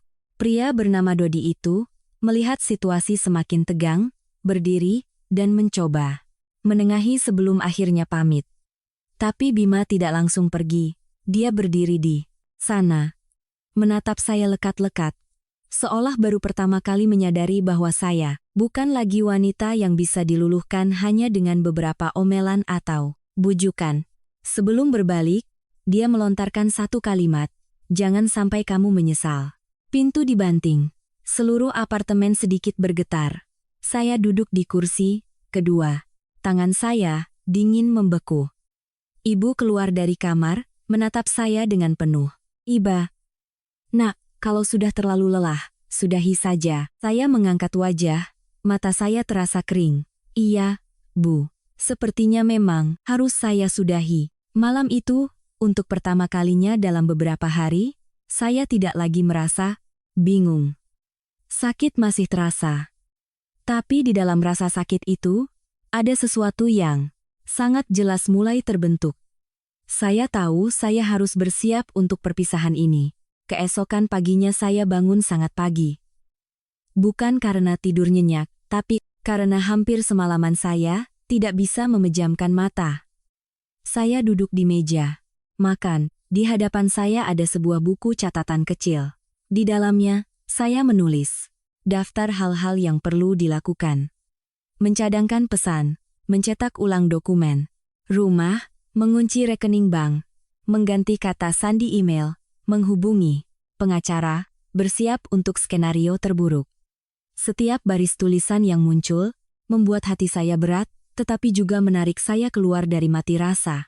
Ada saatnya seseorang hanya bisa terus hidup dengan memaksa dirinya untuk tetap waras. Ibu membawakan saya segelas susu hangat dan bertanya dengan lembut, "Kamu sudah memikirkannya matang-matang?" Saya memegang gelas di tangan, hawa panasnya menyebar tapi tidak cukup untuk menghangatkan hati saya. "Sudah, Bu. Saya tidak bisa membiarkan ini berlarut-larut lagi." Ibu duduk di samping saya, suaranya tercekat. "Ibu kasihan padamu. Baru menikah, sebentar sudah jadi begini." Saya terdiam. Rasa sakit terbesar bukanlah karena pernikahan ini akan segera berakhir, melainkan karena saya sadar bahwa pernikahan ini sebenarnya sudah retak sejak lama. Hanya saja saya terus mencoba menambalnya dengan perasaan. Saya pernah percaya, asalkan saya hidup dengan baik, tahu diri, sabar, dan memikirkan orang lain, maka orang lain juga akan menghargai saya. Tapi ternyata, bagi sebagian orang, kesabaran kita tidak dianggap sebagai kebaikan, melainkan sebagai sesuatu yang memang sudah seharusnya. Siang itu, Rina mengantar saya bertemu seorang pengacara yang ahli dalam sengketa pernikahan. Namanya Pak Heru, bicaranya singkat dan langsung ke intinya. Setelah mendengar seluruh cerita saya, dari insiden ibu mertua membawa koper, Bima memberikan kunci, telepon dari kerabat, hingga Bima menggeledah buku tabungan saya di tengah malam, Pak Heru duduk terdiam sejenak lalu bertanya, "Ibu masih ingin menyelamatkan pernikahan ini?" Saya menunduk menatap kedua tangan saya. Entah sejak kapan, saya tidak lagi berpikir untuk menyelamatkannya. Saya hanya ingin ini berakhir dengan cara yang terhormat. "Tidak, Pak." Pak Heru mengangguk. Kalau begitu, ibu harus siapkan mental. Pihak seberang kemungkinan tidak akan melepaskannya dengan mudah. Mereka yang terbiasa menggunakan tekanan emosional, ketika cara itu tidak berhasil, sangat mungkin akan beralih ke pencemaran nama baik, ancaman, atau mengulur-ulur proses cerai. Untuk membuat ibu lelah, saya bertanya, kalau bercerai, apakah rumah ini bisa dipersoalkan? Beliau melihat berkas yang saya bawa, suaranya tegas. Jika benar ibu membelinya, sebelum menikah dengan uang pribadi, dan bukti-buktinya selengkap ini, akan sangat sulit bagi mereka untuk menyentuhnya. Masalah yang lebih besar bukan pada hukum, melainkan pada tekanan psikologis yang bisa mereka berikan agar ibu menyerah. Mendengar itu, tenggorokan saya tercekat.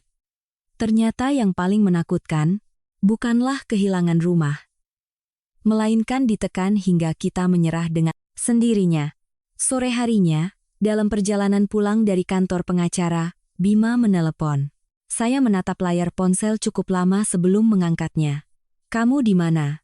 Di jalan. Aku ingin bertemu. Kalau ada yang mau dibicarakan, lewat telepon saja.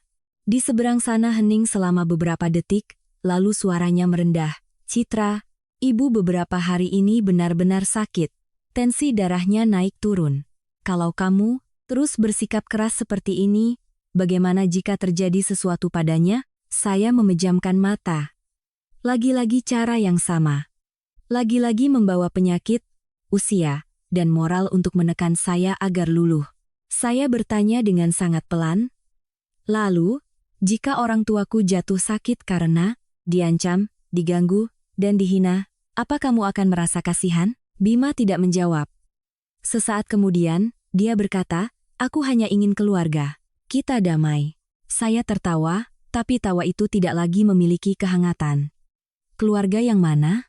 Keluarga di mana kamu hanya ingin istrimu berkorban agar ibumu senang? Suaranya mulai memberat. Jangan selalu berpikir buruk tentangku. Aku tidak berpikir buruk. Aku hanya melihat kenyataan. Setelah itu, saya menutup telepon. Tangan saya gemetar, tapi anehnya hati saya tenang. Mungkin, karena saat ini, saya tidak lagi berharap dia akan mengerti saya. Malam itu Bima tidak pulang, tapi ibu mertua saya yang menelepon. Saya berniat tidak mengangkatnya, tapi akhirnya tetap saya angkat. Begitu tersambung, suaranya langsung terdengar penuh amarah. Hebat sekali kamu. Kamu menghasut anakku untuk minta cerai supaya bisa menguasai semua rumah dan uang, kan? Saya duduk tegak, setiap kata yang saya ucapkan tidak keras tapi sangat jelas. Tidak ada yang menghasut. Keluarga ibu sendiri yang mendorong pernikahan ini ke titik itu. Beliau tertawa sinis. Kamu pikir dengan bercerai semuanya selesai? Kamu menghancurkan keluargaku, aku tidak akan membiarkanmu hidup tenang. Saya menggenggam ponsel erat-erat. Saya juga katakan pada ibu dengan jelas. Mulai hari ini, setiap panggilan, pesan ancaman, atau pencemaran nama baik, semuanya akan saya simpan. Jika ibu terus membuat keributan, saya akan menempuh jalur hukum. Di seberang sana beliau terdiam beberapa detik, mungkin tidak menyangka saya akan bicara setegas itu. Tapi kemudian beliau menggertakkan giginya. Bagus. Kita lihat saja seberapa lama kamu bisa bertahan. Panggilan berakhir. Saya meletakkan ponsel di meja, hati saya terasa berat, seperti batu. Bapak, yang duduk di seberang, menatap saya dengan penuh iba. Saya tiba-tiba sadar, jika saya terus mempertahankan pernikahan ini, bukan hanya saya yang lelah, tapi orang tua saya juga akan ikut terseret ke dalam lubang yang sama. Malam itu, saya menyusun daftar lengkap semua kejadian, lengkap dengan tanggal, pesan, tangkapan layar, dan catatan. Ketika menulis baris terakhir, tangan saya berhenti cukup lama. Karena saya tahu, sekali saya memulai ini, berarti saya benar-benar sedang menuju akhir dari sebuah jalan. Tapi mungkin, mengakhiri pernikahan yang salah bukanlah sebuah kekalahan. Terkadang, itu adalah satu-satunya cara untuk menyelamatkan diri sendiri. 3 hari kemudian, saya bersama pengacara mengajukan gugatan cerai. Saat Menandatangani nama saya di atas kertas itu, tangan saya sedikit gemetar. Bukan karena ragu, tapi karena saya tahu, sejak saat itu, semua hal antara saya dan Bima secara resmi diletakkan di atas timbangan kebenaran. Tidak ada lagi bujukan setengah hati, tidak ada lagi sikap diam yang membiarkan, tidak ada lagi selubung keluarga yang masih bisa diselamatkan yang selama ini saya coba pertahankan. Keluar dari kantor pengacara, saya berdiri lama di bawah teras, memandangi lalang orang di jalan. Kota ini masih seramai biasanya, kendaraan masih berbaris, orang-orang masih sibuk bekerja, makan, dan pulang. Hanya hati saya yang berbeda. Hampa, sakit, tapi juga terasa sedikit lebih ringan, seolah saya baru saja melepaskan seutas tali yang telah mencekik leher saya terlalu lama. Sore harinya, Bima menelepon saya berkali-kali. Saya tidak mengangkatnya.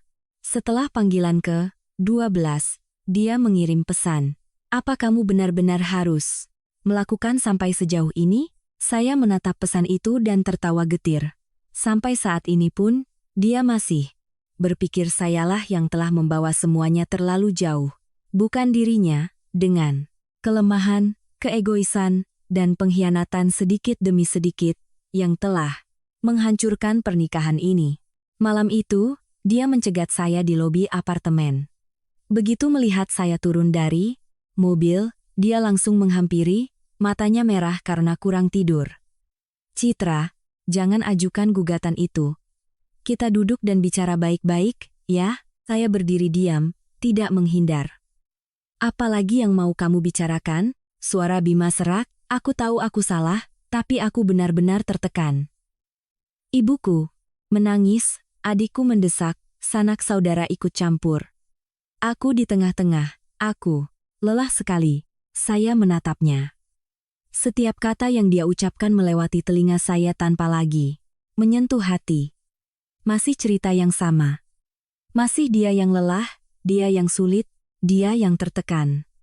Selama ini, tidak sekalipun dia bertanya, apa yang sudah kamu rasakan? Saya bertanya dengan sangat pelan. Lalu, bagaimana denganku? Bima terpaku. Aku didatangi ibumu ke rumah yang menuntut untuk mengusir orang tuaku. Aku diteror telepon makian dari keluargamu. Aku dipermalukan di lobi apartemen ini. Aku digeledah buku tabungannya olehmu di tengah malam. Aku diancam lewat pesan. Apakah kamu pernah berpikir aku juga lelah? Bima memegangi kepalanya, suaranya parau. Aku tahu, tapi aku tidak sengaja membuat semuanya jadi begini. Saya menatap lurus ke arahnya. Orang dewasa tidak bisa menggunakan alasan, tidak sengaja untuk menghapus konsekuensi yang telah mereka ciptakan. Dia terdiam. Wajahnya saat itu menunjukkan keputusasaan yang dulu. Jika saya lihat, pasti akan membuat saya luluh. Tapi hari ini, saya tidak lagi merasa kasihan. Karena saya sadar, keputusasaannya selalu dibangun di atas luka saya. Dia melangkah maju, merendahkan suaranya. Citra, aku janji. Asalkan kamu tarik gugatan itu, aku tidak akan membiarkan ibu mengganggumu lagi. Aku akan selesaikan sendiri. Saya tertawa sinis. Sejak kapan janjimu menjadi berharga? Bima seperti ditampar. Dia terpaku. Saya pun tidak ingin bicara lebih banyak lagi. Ada kata-kata yang ketika diucapkan terlambat, hanya berfungsi untuk membuktikan bahwa seseorang menyesal karena kehilangan keuntungan, bukan karena menyadari kesalahan. Sebelum melewatinya, saya berhenti sejenak. Jangan mencariku untuk meminta kesempatan lagi. Yang aku butuhkan bukanlah janji, melainkan rasa hormat. Tapi, hal itu tidak pernah benar-benar kamu berikan padaku. Saya berjalan lurus ke dalam lift. Pintu tertutup. Bayangan Bima memudar di balik pantulan kaca.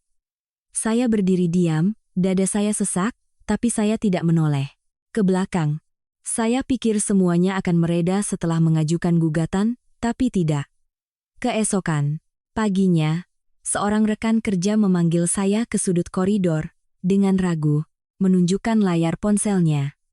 Di sebuah akun media sosial, seseorang mengunggah tulisan terselubung tentang seorang menantu kaya yang meremehkan ibu mertua, miskin, menguasai rumah dan uang, serta memaksa suami bercerai. Di kolom komentar, tidak sedikit yang ikut menghujat tanpa tahu kebenarannya. Saya membaca setiap baris tulisan itu, lalu dengan tenang mengembalikan ponselnya. Tanpa perlu diselidiki, saya tahu siapa di baliknya. Ibu Kartika tidak lagi menyerang pintu rumah saya. Beliau mulai menyerang kehormatan saya. Siang itu, pengacara saya, Pak Heru, menelepon. Jika ibu mau, saya bisa membantu mengirimkan somasi atas tindakan pencemaran nama baik dan pelecehan. Ini. Saya duduk diam beberapa detik, lalu menjawab, tolong siapkan saja, Pak. Saat itu saya sudah paham betul. Diam tidak membuat orang lain menjadi lebih tahu diri. Mengalah tidak membuat orang serakah berhenti. Bagi mereka yang hanya tahu cara melangkah maju, setiap langkah mundur kita adalah undangan bagi mereka untuk melangkah lebih jauh. Sore di hari yang sama, saat saya baru saja selesai bekerja, ibu menelepon. Suaranya lebih panik dari sebelumnya. Citra, cepat pulang. Ibu mertuamu datang. Lagi. Kali ini dia bahkan membawa Pak RT dan polisi. Saya menggenggam ponsel erat-erat, jantung saya berdebar kencang di dada. Saya tahu, badai terbesar mungkin sedang menunggu saya tepat di depan pintu rumah. Saya memacu mobil pulang dengan pikiran yang tegang. Sepanjang jalan, tangan saya terasa dingin, meskipun sore itu masih panas. Saya pikir setelah gugatan, cerai dan ancaman hukum, pihak keluarga suami akan sedikit mundur, tapi saya meremehkan kekeras-kepalaan Ibu Kartika. Wanita itu tidak pernah benar-benar menerima bahwa ada hal-hal yang bukan miliknya.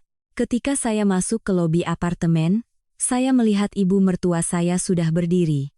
Di sana, di sampingnya ada seorang polisi dari polsek setempat dan seorang pengurus RT. Ibu saya berdiri di sudut, wajahnya pucat. Bapak duduk tegak di kursi tunggu, ekspresinya sangat serius. Dan Ibu Kartika, begitu melihat saya, langsung menunjuk ke arah saya seolah menangkap basah seorang penjahat. Itu dia, sudah pulang. Bapak-bapak lihat sendiri, dia mengunci barang-barang saya di atas, tidak mengizinkan saya mengambilnya. Saya berhenti sejenak, lalu melangkah maju, menarik napas dalam untuk menjaga suara tetap tenang. Ibu, tolong perjelas, barang yang mana? Ibu Kartika melotot. Koper yang waktu itu saya bawa. Isinya pakaian, obat-obatan, dan surat-surat saya. Saat itulah saya baru teringat. Hari ketika beliau dan Bima menyeret koper, keluar, ada satu koper kecil yang tertinggal di sudut koridor. Satpam kemudian meminta saya untuk menyimpannya sementara di ruang resepsionis karena tidak boleh menghalangi jalan. Saya terlalu sibuk hingga lupa total tentang itu. Pak polisi menatap saya dengan nada ramah. Ibu tenang saja. Pihak Ibu Kartika melapor ada barang pribadi yang tertinggal, jadi kami diminta datang untuk menyaksikan proses pengambilan agar tidak ada salah paham. Saya langsung mengangguk. Kalau hanya mengambil barang pribadi tidak masalah, Pak. Tapi saya tegaskan dari awal, beliau tidak punya hak untuk masuk dan tinggal di unit apartemen saya. Kalimat itu membuat Ibu Kartika langsung marah. Dengar itu, bapak-bapak dengar. Dia selalu bilang rumah saya, rumah saya. Sudah menikah, tapi semuanya dihitung-hitung seperti orang lain. Saya menoleh ke pengurus RT, suara saya tenang tapi jelas. Bapak-bapak bisa mengecek rekaman CCTV lobi hari itu atau bertanya pada satpam. Beliau datang, membawa koper dan menuntut untuk tinggal. Bahkan meminta orang tua saya pindah dari kamar utama. Saya tidak pernah menahan atau menyita barangnya. Saya hanya menolak beliau tinggal di sini tanpa persetujuan saya sebagai pemilik. Pak polisi mengangguk, sepertinya memahami bahwa masalahnya tidak sesederhana. Cerita Ibu Kartika. Beliau menanyakan beberapa hal tentang kepemilikan apartemen. Saya langsung menunjukkan salinan digital dokumen dari ponsel saya dan mengatakan akan memberikan fotokopinya jika diperlukan. Melihat saya begitu siap, Raut wajah Ibu Kartika berubah drastis. Mungkin beliau pikir dengan membawa aparat setempat, saya akan takut, akan melunak, dan akan memberinya kesempatan untuk membuat keributan sekali lagi. Beliau tiba-tiba mengubah nada bicaranya, meratap pada Pak Polisi. Saya ini kan hanya seorang ibu mertua, Pak. Sudah tua, tidak punya rumah, ingin menumpang pada anak laki-laki tapi menantunya kejam sekali. Pak Polisi menghela napas dan berkata dengan netral, Ibu sebagai mertua, sebaiknya menyelesaikan secara kekeluargaan. Tapi jika rumah ini atas nama Mbak Citra, dan beliau tidak setuju Ibu tinggal di sini, maka hal ini tidak bisa dipaksakan. Satu kalimat itu saja sudah seperti menyiramkan sember air dingin ke wajah Ibu Kartika. Beliau menatap saya lekat-lekat, matanya penuh kebencian yang mengerikan. Saya mengerti, bagi orang seperti beliau, tidak dibela oleh pihak luar terasa lebih menyakitkan daripada ditolak. Sesampainya di lobi lantai atas, saya bersama Satpam mengambil koper yang telah disegel dengan selotip sejak hari itu. Saya meletakkannya di depan Ibu Kartika. Ini barang Ibu, silakan diperiksa. Beliau merebut koper itu dengan kasar, membukanya dan mengobrak-abrik isinya. Pakaian masih ada, beberapa kotak obat masih ada, beberapa surat-surat kecil juga masih utuh. Tidak ada yang bisa dijadikan alasan, tapi beliau tetap tidak mau berhenti. Beliau menoleh ke Pak Polisi, suaranya tercekat. Bapak lihat, sendiri kan? Dia yang membuat saya jadi seperti ini. Punya anak laki-laki tapi, seperti tidak punya. Tepat saat itu, Bima muncul. Saya tidak tahu siapa yang memanggilnya. Tapi, begitu melihatnya, hati saya tidak lagi terasa sakit seperti dulu, hanya lelah sampai ke tulang. Bima melihat pemandangan di depannya, lalu menatap saya, wajahnya tegang. Ibu, sudahlah. Ibu Kartika berbalik menghadap putranya. Kamu masih membelanya? Kamu lihat, ibumu dipermalukan seperti ini dan kamu hanya diam saja? Bima mengepalkan tangannya, rahangnya mengeras. Saya pikir kali ini dia akan menarik saya ke sudut lagi, dan menyuruh saya mengalah, menyuruh saya memikirkan ibunya. Tapi tidak. Dia berdiri diam selama beberapa detik, lalu mengucapkan kalimat yang saya sendiri tidak duga. Ibu, rumah itu milik Citra. Suasana tiba-tiba menjadi pekat. Ibu Kartika menatap putranya dengan mata melotot, seolah tidak percaya dengan apa yang didengarnya. Apa katamu? Bima memejamkan mata sejenak, suaranya berat. Saya bilang, rumah itu milik Citra. Ibu jangan datang ke sini dan membuat keributan lagi. Saya berdiri diam. Bukan karena senang, tapi karena getir. Kalimat yang seharusnya dia ucapkan sejak hari pertama, baru hari ini, ketika semuanya hampir hancur lebur, dia berani mengatakannya. Ibu Kartika menjerit, menangis sambil memukul-mukul dada putranya. Kamu membela istrimu dan meninggalkan ibumu. Kamu anak durhaka. Pak Polisi terpaksa turun tangan, menenangkan beliau dan meminta agar tidak membuat keributan lebih lanjut.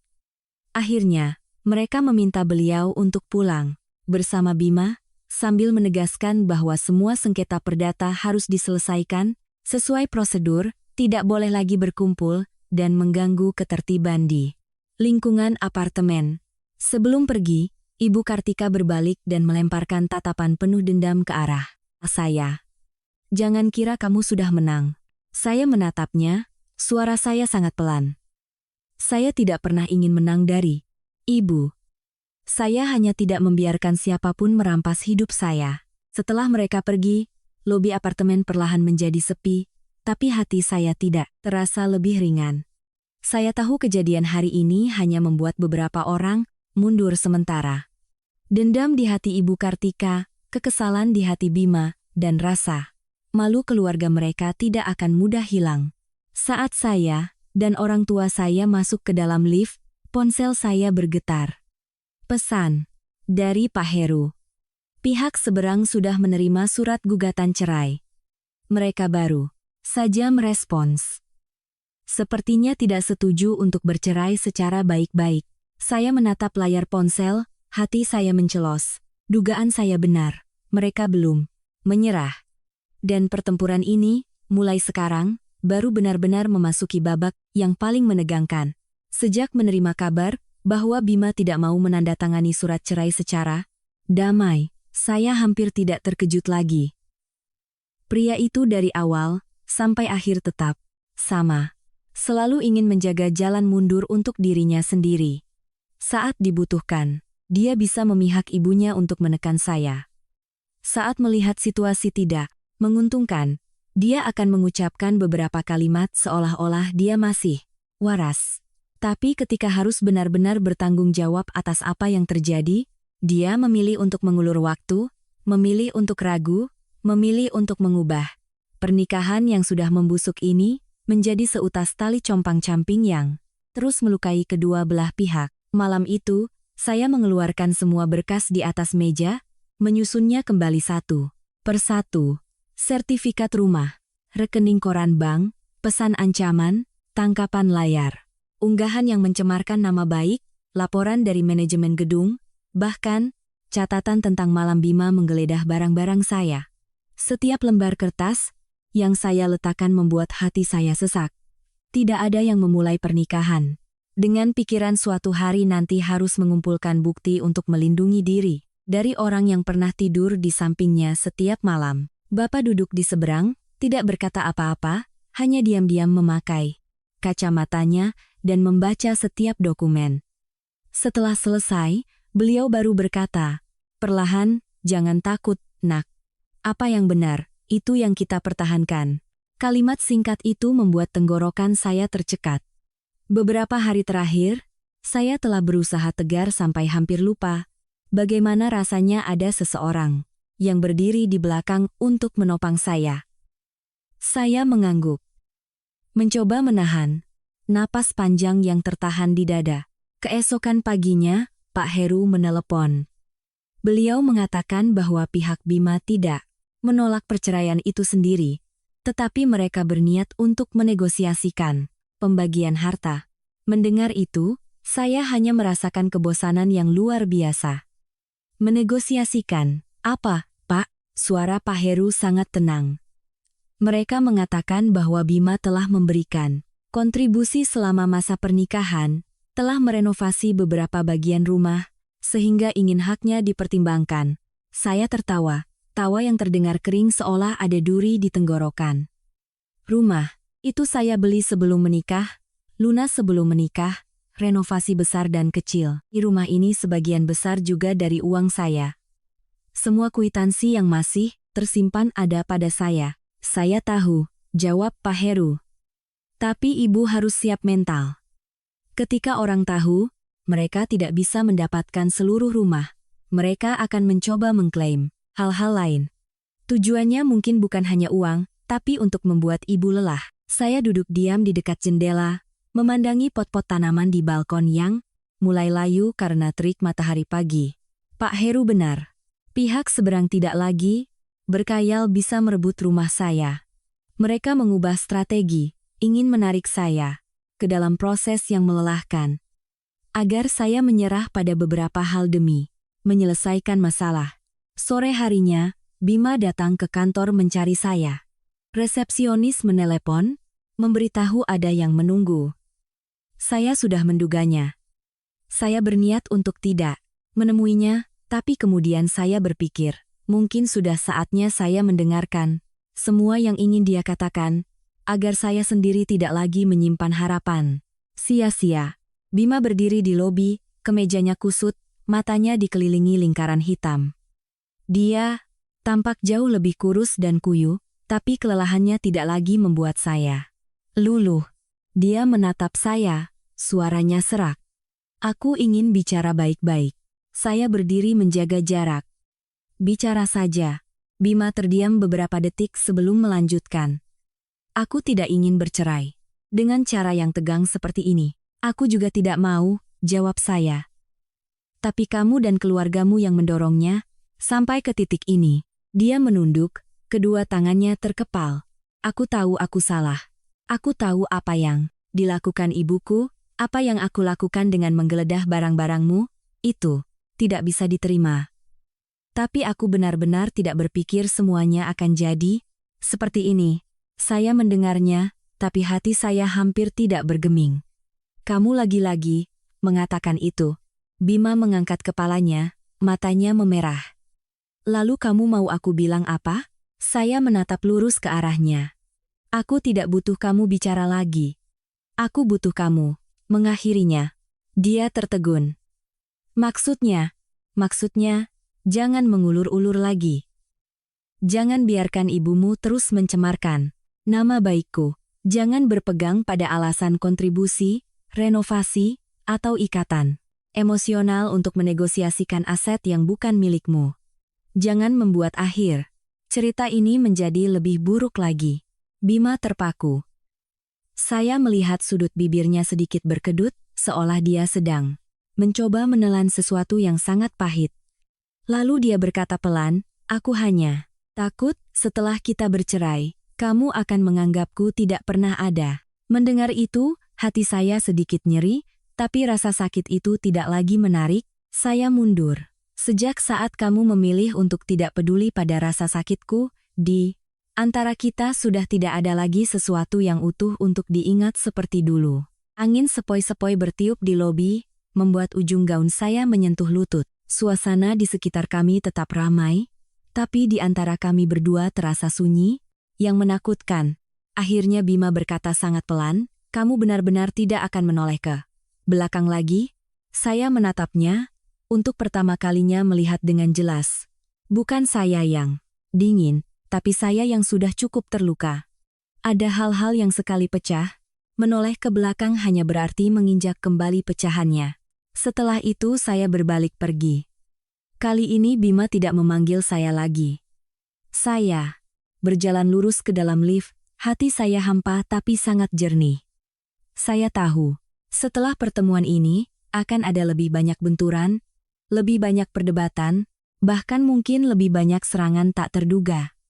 Tapi saya juga tahu, saya tidak akan kembali lagi. Karena wanita yang pernah berusaha menjaga pernikahan, ini telah mati perlahan-lahan seiring setiap pengkhianatan. Dan yang tersisa, hari ini hanya ingin melangkah keluar dari reruntuhan itu dengan semua kewarasan yang tersisa. Sidang mediasi pertama berlangsung pada suatu pagi yang panas. Udara di dalam ruangan begitu pengap sehingga saya merasa jika ada yang berbicara terlalu keras, semuanya bisa terbakar. Saya duduk di satu sisi, di depan saya ada Pak Heru dan setumpuk berkas yang tersusun rapi. Di seberang, Bima duduk di samping kuasa hukumnya yang baru. Ibu Kartika bersikeras ikut, duduk tepat di belakang. Putranya dengan wajah penuh amarah, seolah dialah yang terpojok, bukan saya. Sejak awal saya tahu mediasi ini tidak akan berjalan lancar. Setelah formalitas, mediator meminta kedua belah pihak untuk menyampaikan pandangan mereka secara singkat. Kuasa hukum Bima memulai lebih dulu. Dia berbicara dengan nada tenang, memilih kata-kata dengan hati-hati, mengatakan bahwa konflik suami istri ini muncul karena perbedaan pendapat dalam merawat orang tua kedua belah pihak, bahwa Bima berharap bisa rujuk. Tetapi jika pernikahan tidak bisa diselamatkan, hak-hak suami selama masa pernikahan harus dipertimbangkan secara adil. Saya mendengarkan setiap kata terasa seperti lapisan cat yang mengkilap menutup sebuah cerita yang bengkok. Merawat orang tua kedua belah pihak terdengar begitu indah dan baik. Tapi apa kenyataannya? Kenyataannya adalah ibu mertua. Saya menjual rumahnya untuk membiayai pernikahan putra bungsunya. Lalu datang, memaksa saya untuk membuka pintu rumah saya, agar dia bisa tinggal. Kenyataannya adalah suami saya diam-diam memberikan kunci kepada ibunya, agar dia bisa masuk, dan menuntut orang tua kandung saya pindah. Kenyataannya adalah kerabatnya menelepon dan memak-maki. Kenyataannya adalah lobi apartemen dijadikan panggung untuk menangis. Kenyataannya adalah malam itu dia membungkuk di depan lemari, arsip, mencari buku tabungan saya seperti orang asing. Ketika giliran saya tidak berbicara panjang. Saya hanya membuka tumpukan berkas, meletakkan dokumen satu persatu di atas meja. Ini adalah sertifikat hak milik apartemen atas nama saya, diterbitkan sebelum pernikahan. Saya mendorong salinan akta jual beli dan bukti transfer. Ini adalah bukti pembayaran lunas apartemen dengan uang pribadi saya. Lalu saya membuka cetakan, pesan, tangkapan layar, laporan dari manajemen gedung, dan ini adalah bukti-bukti tekanan, pelecehan, dan pelanggaran privasi tempat tinggal oleh pihak keluarga suami. Seluruh ruangan menjadi hening. Kuasa hukum Bima menunduk untuk memeriksa setiap lembar kertas. Ibu Kartika mulai gelisah, wajahnya semakin tegang. Ketika saya mengeluarkan catatan detail tentang malam Bima menggeledah tas dokumen saya, beliau tiba-tiba berdiri. Dia bohong, dia mengarang cerita untuk menjelek-jelekan anak saya. Saya menoleh ke arahnya. Suara saya sangat tenang. Jika saya ingin menjelekannya, saya pasti sudah melapor ke polisi malam itu juga. Kalimat itu membuat Bima terkejut dan mengangkat kepalanya. Matanya bertemu dengan mata saya sekejap, lalu dia segera membuang muka. Mungkin saat itulah dia baru benar-benar merasa malu. Tapi rasa malu yang datang terlambat tidak bisa menyelamatkan apapun. Mediator meminta semua orang untuk tenang. Kuasa hukum Bima, setelah melihat berkas-berkas itu, mengubah nada bicaranya. Dia tidak lagi banyak membahas rumah, melainkan mulai fokus pada kontribusi selama pernikahan, biaya hidup bersama, dan perbaikan interior apartemen. Saya mendengarnya bukan dengan amarah, tapi dengan kelelahan. Ketika orang tahu, mereka tidak bisa mendapatkan bagian yang besar, mereka akan mulai mengklaim hal-hal yang lebih kecil. Bukan untuk menang, tapi untuk memperpanjang pertempuran. Pak Heru menjawab setiap poin dengan jelas atas nama saya. Biaya hidup bersama. Selama pernikahan tidak menciptakan hak kepemilikan atas aset pribadi yang sudah ada sebelumnya. Perabotan yang dibeli bersama, jika perlu, bisa dipisahkan, berdasarkan kwitansi dan kesepakatan. Sedangkan rumah itu sendiri, secara hukum, tidak ada dasar untuk dipersoalkan. Mendengar itu, raut wajah Ibu Kartika berubah drastis. Beliau tidak bisa menahan diri lagi, menunjuk wajah saya dan melontarkan kata-kata kejam. Kamu memang perempuan berhati dingin. Kamu menekan anakku sampai menderita, sekarang kamu mau menguasai semuanya. Saya duduk diam, kedua tangan saya di atas lutut. Anehnya, saat itu saya tidak lagi marah. Saya hanya merasa lelah, seperti melihat badai yang telah mengamuk, terlalu lama hingga kehabisan tenaga. Saya berkata perlahan. Saya tidak menguasai apapun milik siapapun. Saya hanya mempertahankan apa yang memang milik saya. Bima, yang diam sejak awal, akhirnya angkat bicara, suaranya serak. Ibu, jangan bicara lagi. Ibu Kartika berbalik menghadap putranya, matanya menunjukkan kekecewaan dan kemarahan yang tidak disembunyikan. Diam kamu. Kalau bukan karena kamu tidak berguna, membiarkan istrimu menindasmu, keluarga kita tidak akan jadi seperti ini. Seluruh ruangan terdiam. Saya melihat bahu Bima menegang. Mungkin dia sudah sering mendengar kalimat seperti itu. Hanya saja hari ini adalah pertama kalinya kalimat itu terdengar di depan orang lain. Dan pada saat itu juga, saya mengerti satu hal. Di mata ibunya, dia tidak pernah menjadi seorang pria dewasa. Dia hanyalah perpanjangan tangan ibunya untuk meraih apa yang diinginkannya. Ketika tidak berhasil, ibunya menyalahkan tangan itu karena lemah. Sesi mediasi berakhir tanpa kesepakatan akhir. Tapi satu hal sudah sangat jelas. Pihak mereka tidak lagi punya celah untuk menyentuh rumah itu. Yang tersisa bagi mereka sekarang hanyalah harga diri, kekesalan, dan upaya untuk mengulur waktu. Agar saya lelah keluar dari ruangan, saya merasa tubuh saya ringan, seolah baru saja meninggalkan ruangan yang kekurangan oksigen terlalu lama. Bima berdiri di koridor, tidak langsung mengikuti ibunya. Ketika saya melewatinya, dia memanggil dengan sangat pelan. Citra, saya berhenti, tapi tidak sepenuhnya berbalik. Aku minta maaf. Hanya 3 kata, tapi diucapkan terlalu terlambat.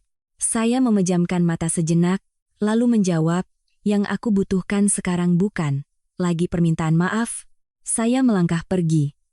Di belakang saya, suara langkah kaki Ibu Kartika, suara panggilan marahnya pada Bima, dan suara orang lalu lalang di koridor menyatu, menjadi keributan yang kacau. Tapi di dalam hati saya, untuk pertama kalinya, setelah sekian lama, ada sebuah ketenangan. Saya tahu, pertempuran ini belum benar-benar berakhir, tapi saya juga tahu timbangan sudah mulai miring. Dan ada kebenaran yang sekali ditarik ke dalam terang, tidak akan bisa lagi disembunyikan dalam kegelapan. Setelah sesi mediasi pertama, saya pikir pihak keluarga suami akan sedikit mundur. Bukan karena mereka sadar, tapi karena dokumen dan bukti yang saya tunjukkan sudah cukup jelas untuk dilihat oleh siapapun yang punya mata. Tapi, saya lupa satu hal. Ada orang yang ketika tidak lagi punya alasan untuk berpegang, akan berpegang pada emosi. Ketika tidak lagi punya jalan untuk menang, akan mencari cara untuk menarik orang lain ke dalam lumpur yang sama. 2 hari kemudian, Rina mengirimkan saya sebuah tautan. Dia hanya mengirim satu kalimat. Siapkan mentalmu. Saya membukanya. Itu adalah sebuah video pendek yang sedang viral di grup komunitas warga. Dalam video itu, Ibu Kartika duduk di depan gerbang sebuah masjid, matanya merah, dan suaranya tercekat saat bercerita tentang diusir oleh menantunya. Di usia tua tidak punya tempat tinggal, punya anak laki-laki tapi seperti tidak punya. Beliau tidak menyebut nama saya, tapi siapapun yang tahu, cerita di apartemen kami akan dengan mudah mengenali siapa yang dimaksud. Di kolom komentar, ada yang bersimpati, ada yang memaki saya, bahkan ada yang menyarankan beliau untuk menuntut saya ke pengadilan demi keadilan. Saya menatap layar ponsel sangat lama.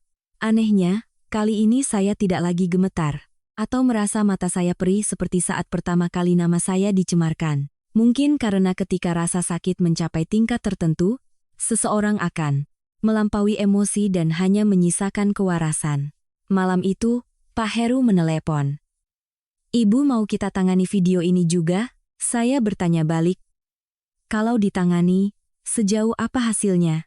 Jika bisa dibuktikan video itu berisi informasi yang salah dan merusak kehormatan serta kehidupan ibu, kita bisa menuntut untuk penghapusan video tersebut, sekaligus menambahkannya ke dalam berkas sebagai bentuk pelecehan dan pencemaran nama baik yang sistematis. Saya terdiam beberapa detik, lalu menjawab, tolong urus saja, Pak. Setelah meletakkan telepon, saya bersandar di kursi, menatap langit-langit. Ibu keluar dari dapur, meletakkan sepiring buah yang sudah dipotong di depan saya. Beliau menatap saya dengan campuran rasa iba dan khawatir. Kamu lelah sekali. Ya, Nak. Saya tersenyum tipis. Lelah, Bu. Tapi saya tidak takut lagi. Bapak, yang sedang membaca koran di meja sebelah, ikut mengangguk. Tidak takut, itu yang penting. Semakin mereka berbuat macam-macam, kita harus semakin kuat. Saya menatap Bapak dan Ibu, hati saya tiba-tiba tercekat. Jika bukan karena mereka yang berdiri di belakang saya, mungkin saya sudah tumbang sejak lama. Justru di hari-hari tergelap pernikahan saya baru mengerti apa itu sandaran yang sesungguhnya. Bukan orang yang pandai bicara atau berjanji, melainkan orang yang tetap di samping kita, bahkan ketika seluruh dunia menyalahkan kita. 3 hari kemudian, pengadilan mengirimkan jadwal sidang berikutnya. Sehari sebelumnya, Bima tiba-tiba mengirim pesan. Aku ingin bertemu denganmu sekali lagi. Hanya kita berdua. Saya menatap pesan itu lama, lalu membalas. Bicara lewat telepon saja. Dia langsung menelepon. Suaranya di seberang terdengar pelan dan serak, sangat berbeda dari nada marahnya sebelumnya. Citra, ibu sakit.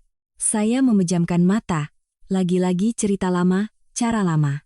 Aku tahu beliau sedang membuat video di masjid. Di seberang sana hening. Sesaat kemudian, Bima menghela napas. Aku tidak bisa mengendalikan ibu. Saya menjawab sangat perlahan, itulah masalahmu dari awal sampai akhir. Dia terdiam begitu lama hingga saya pikir panggilan sudah terputus. Lalu dia berkata, pernikahan Rian ditunda oleh pihak perempuan. Kali ini saya benar-benar terkejut. Bukan karena kasihan, tapi karena akhirnya, harga yang mereka coba limpahkan ke orang lain mulai kembali menuntut mereka. Kenapa? Pihak sana mendengar masalah di keluarga kita. Mereka takut nanti ikut terseret masalah. Saya tidak berkata apa-apa. Di kepala saya terlintas bayangan Ibu Kartika, menangis di lobi apartemen. Bayangan calon istri Rian memegang ponsel merekam wajah saya.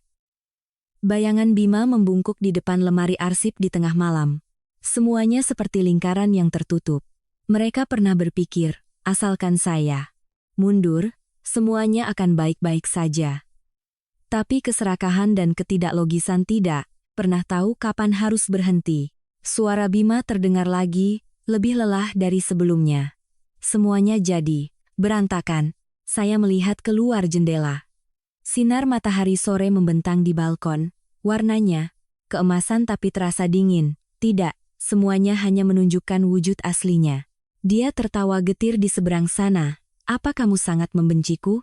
Saya berpikir sejenak sebelum menjawab. Dulu aku sangat benci. Tapi sekarang, tidak. Aku hanya merasa sayang. Sayang kenapa? Sayang pada pria yang pernah aku percayai sebagai sandaranku. Di seberang sana hening total. Saya pun tidak bicara lagi. Ada kata-kata yang, ketika diucapkan, bukan untuk mengharapkan perubahan dari lawan bicara, tapi untuk menutup sendiri sisa perasaan yang belum selesai di hati. Malam itu saya tidur lebih nyenyak. Bukan karena badai telah berlalu, tapi karena saya tahu badai itu akan segera mencapai akhirnya. Pihak keluarga suami sudah mulai kacau dari dalam. Bima tidak lagi punya kekuatan untuk menopang keluarga yang hanya tahu menuntut. Dan saya, untuk pertama kalinya, tidak merasa sedang berjuang sendirian. Saya tahu sidang berikutnya akan menjadi titik krusial. Dan saya punya firasat. Tepat setelah itu, akan ada satu kebenaran terakhir yang terungkap. Sidang berikutnya berlangsung pada suatu sore yang hujan deras.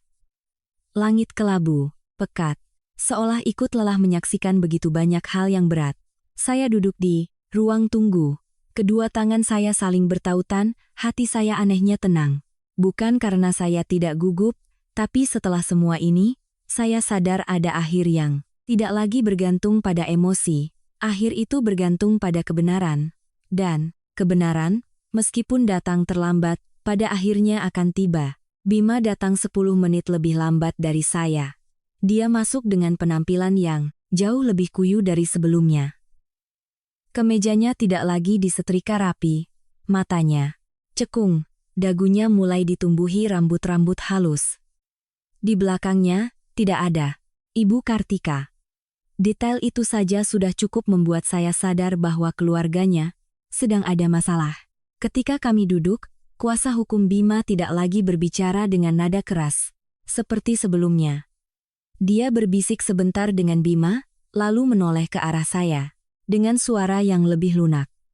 Klien saya ingin mempersempit lingkup sengketa. Pak Heru menatap saya sekilas, lalu bertanya, spesifiknya, mengenai apartemen, klien saya tidak akan melanjutkan tuntutan hak kepemilikan. Meskipun sudah menduganya, saya tetap merasa dada saya sedikit lebih lega. Bukan karena kemenangan, tapi karena akhirnya hal yang sudah jelas itu diakui dengan kata-kata. Mediator mencatatnya, lalu bertanya tentang tuntutan lainnya. Pihak Bima hanya mempertahankan permintaan untuk membagi beberapa perabotan yang dibeli selama pernikahan dan kesepakatan mengenai tanggung jawab finansial terkait biaya hidup bersama. Tuntutan itu, dibandingkan dengan ambisi awal keluarganya, hanyalah sisa-sisa terakhir dari harga diri mereka. Saya setuju untuk memisahkan semuanya berdasarkan kwitansi dan penggunaan nyata. Apa yang benar-benar dibeli bersama, akan diselesaikan dengan adil. Apa yang milik saya, akan saya simpan. Apa yang miliknya, silakan dia bawa.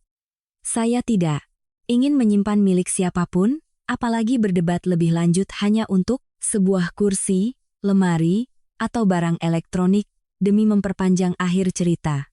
Ini, Semuanya berjalan cukup lancar, sampai tiba-tiba pintu ruangan terbuka. Ibu Kartika masuk.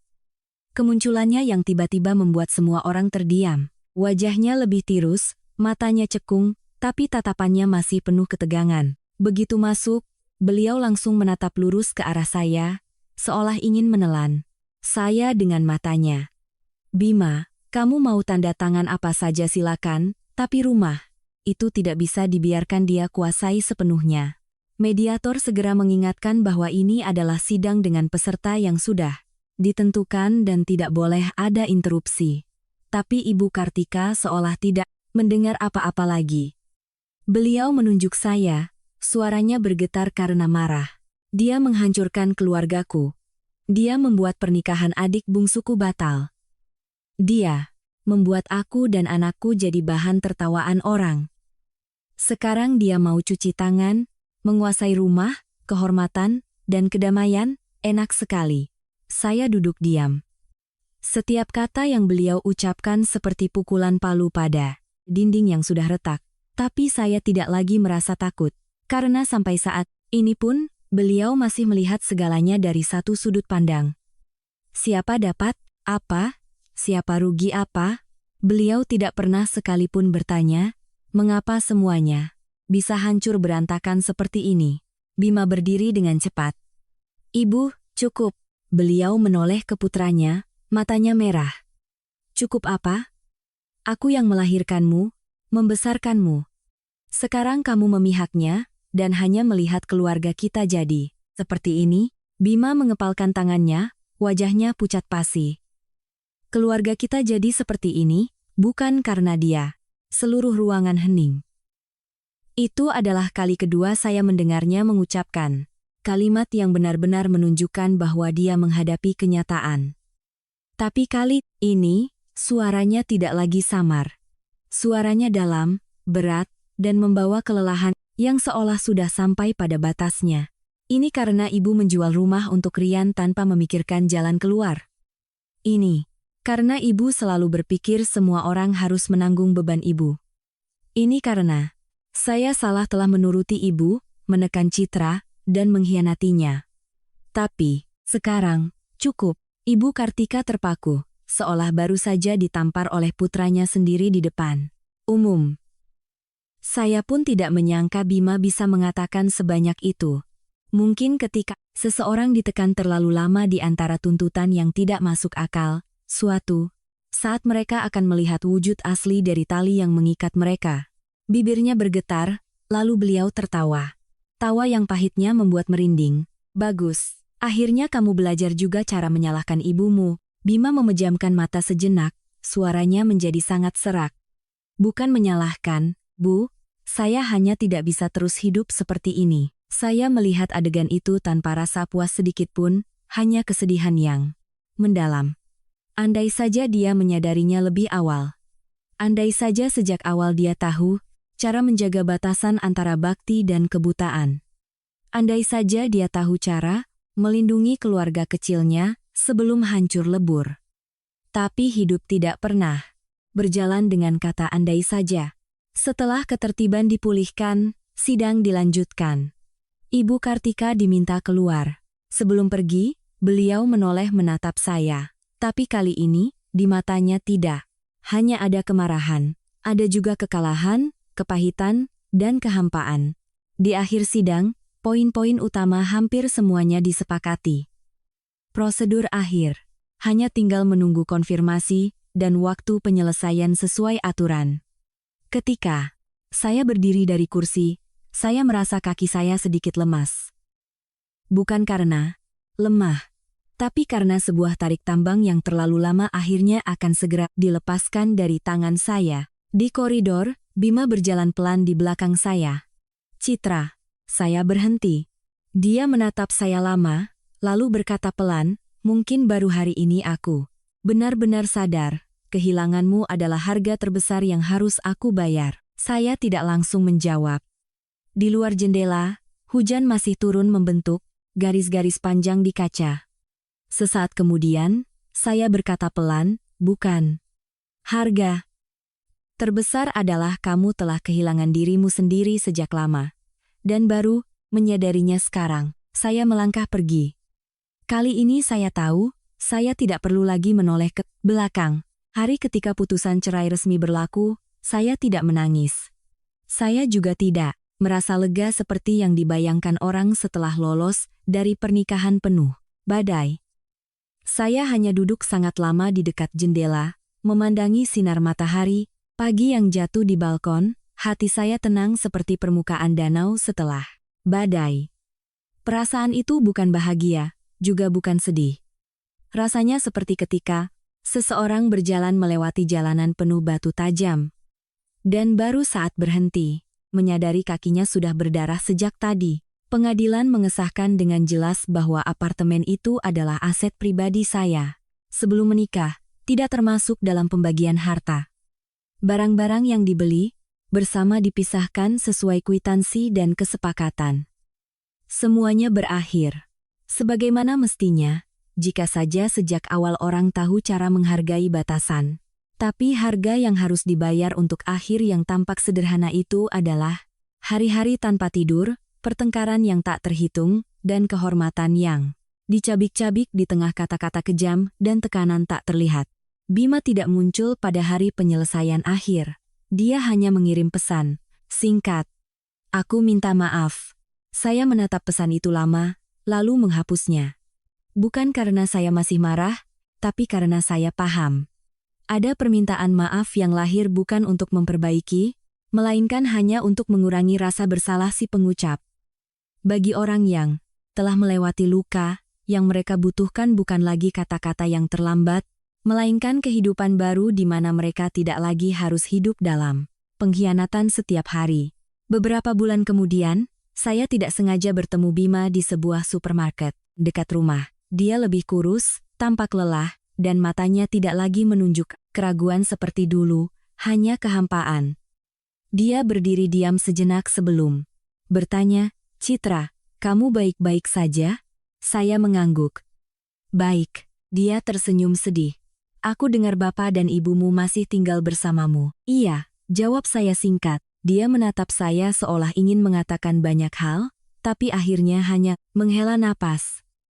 "Aku sudah sewa kos. Ibu sementara tinggal dengan Rian, tapi di sana juga sedang tidak akur. Rian dan perempuan itu sudah benar-benar putus." Saya terdiam. Saya tidak merasa puas, juga tidak ingin menggali lebih dalam tentang kehancuran di pihak sana. Setiap orang harus hidup dengan harga dari pilihan yang telah mereka buat. Hanya itu, Bima menunduk, suaranya merendah. "Terkadang aku berpikir, andai saja hari itu, aku memihakmu sejak awal." Saya memotongnya dengan lembut. Tapi hari itu tidak pernah ada. Dia menatap saya, sudut matanya memerah. Saya mengerti. Mungkin ini pertama kalinya dia benar-benar merasa menyesal. Tapi penyesalan selalu datang setelah luka. Dan luka tidak bisa diputar kembali agar tidak pernah terjadi. Saya pamit dan mendorong troli saya.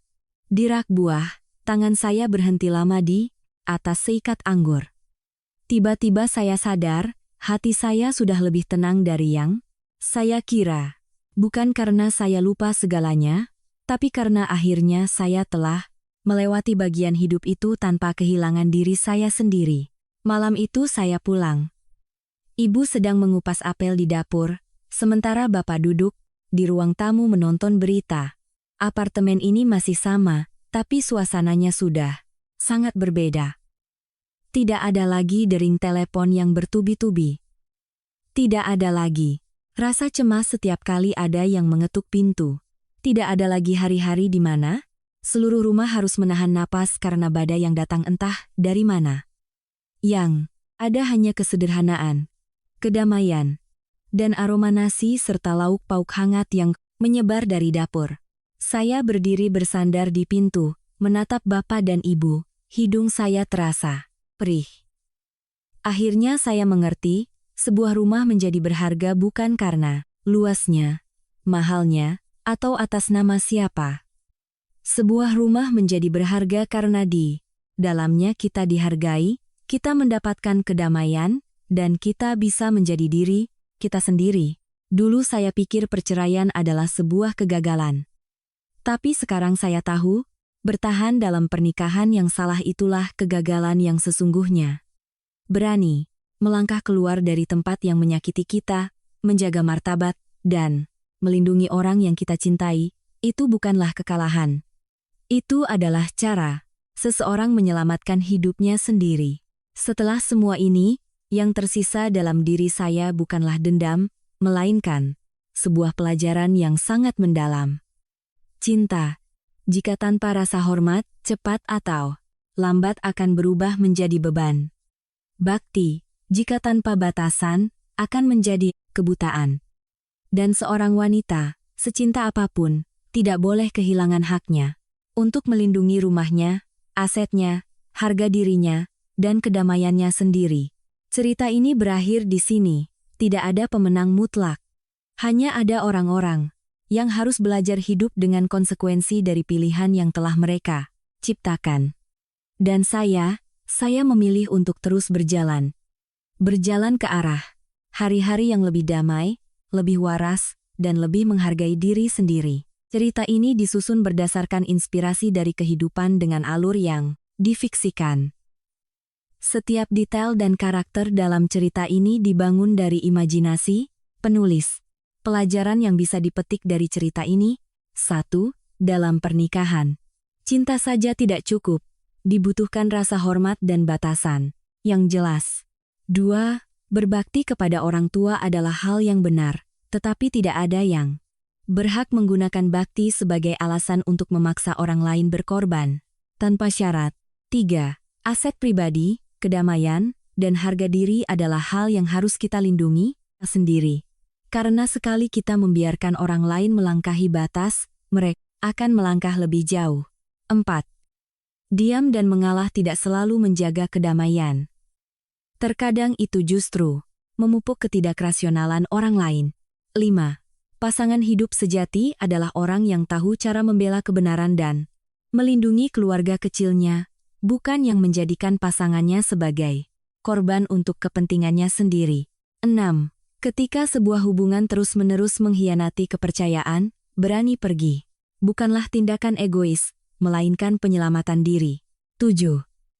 Keluarga sejati adalah tempat yang memberikan kita sandaran, kebaikan, dan kedamaian, bukan tempat yang menggunakan ikatan darah untuk merampas dan menyakiti. Terima kasih telah membaca cerita ini sampai akhir. Cinta, perhatian, dan dukungan Anda adalah motivasi yang sangat besar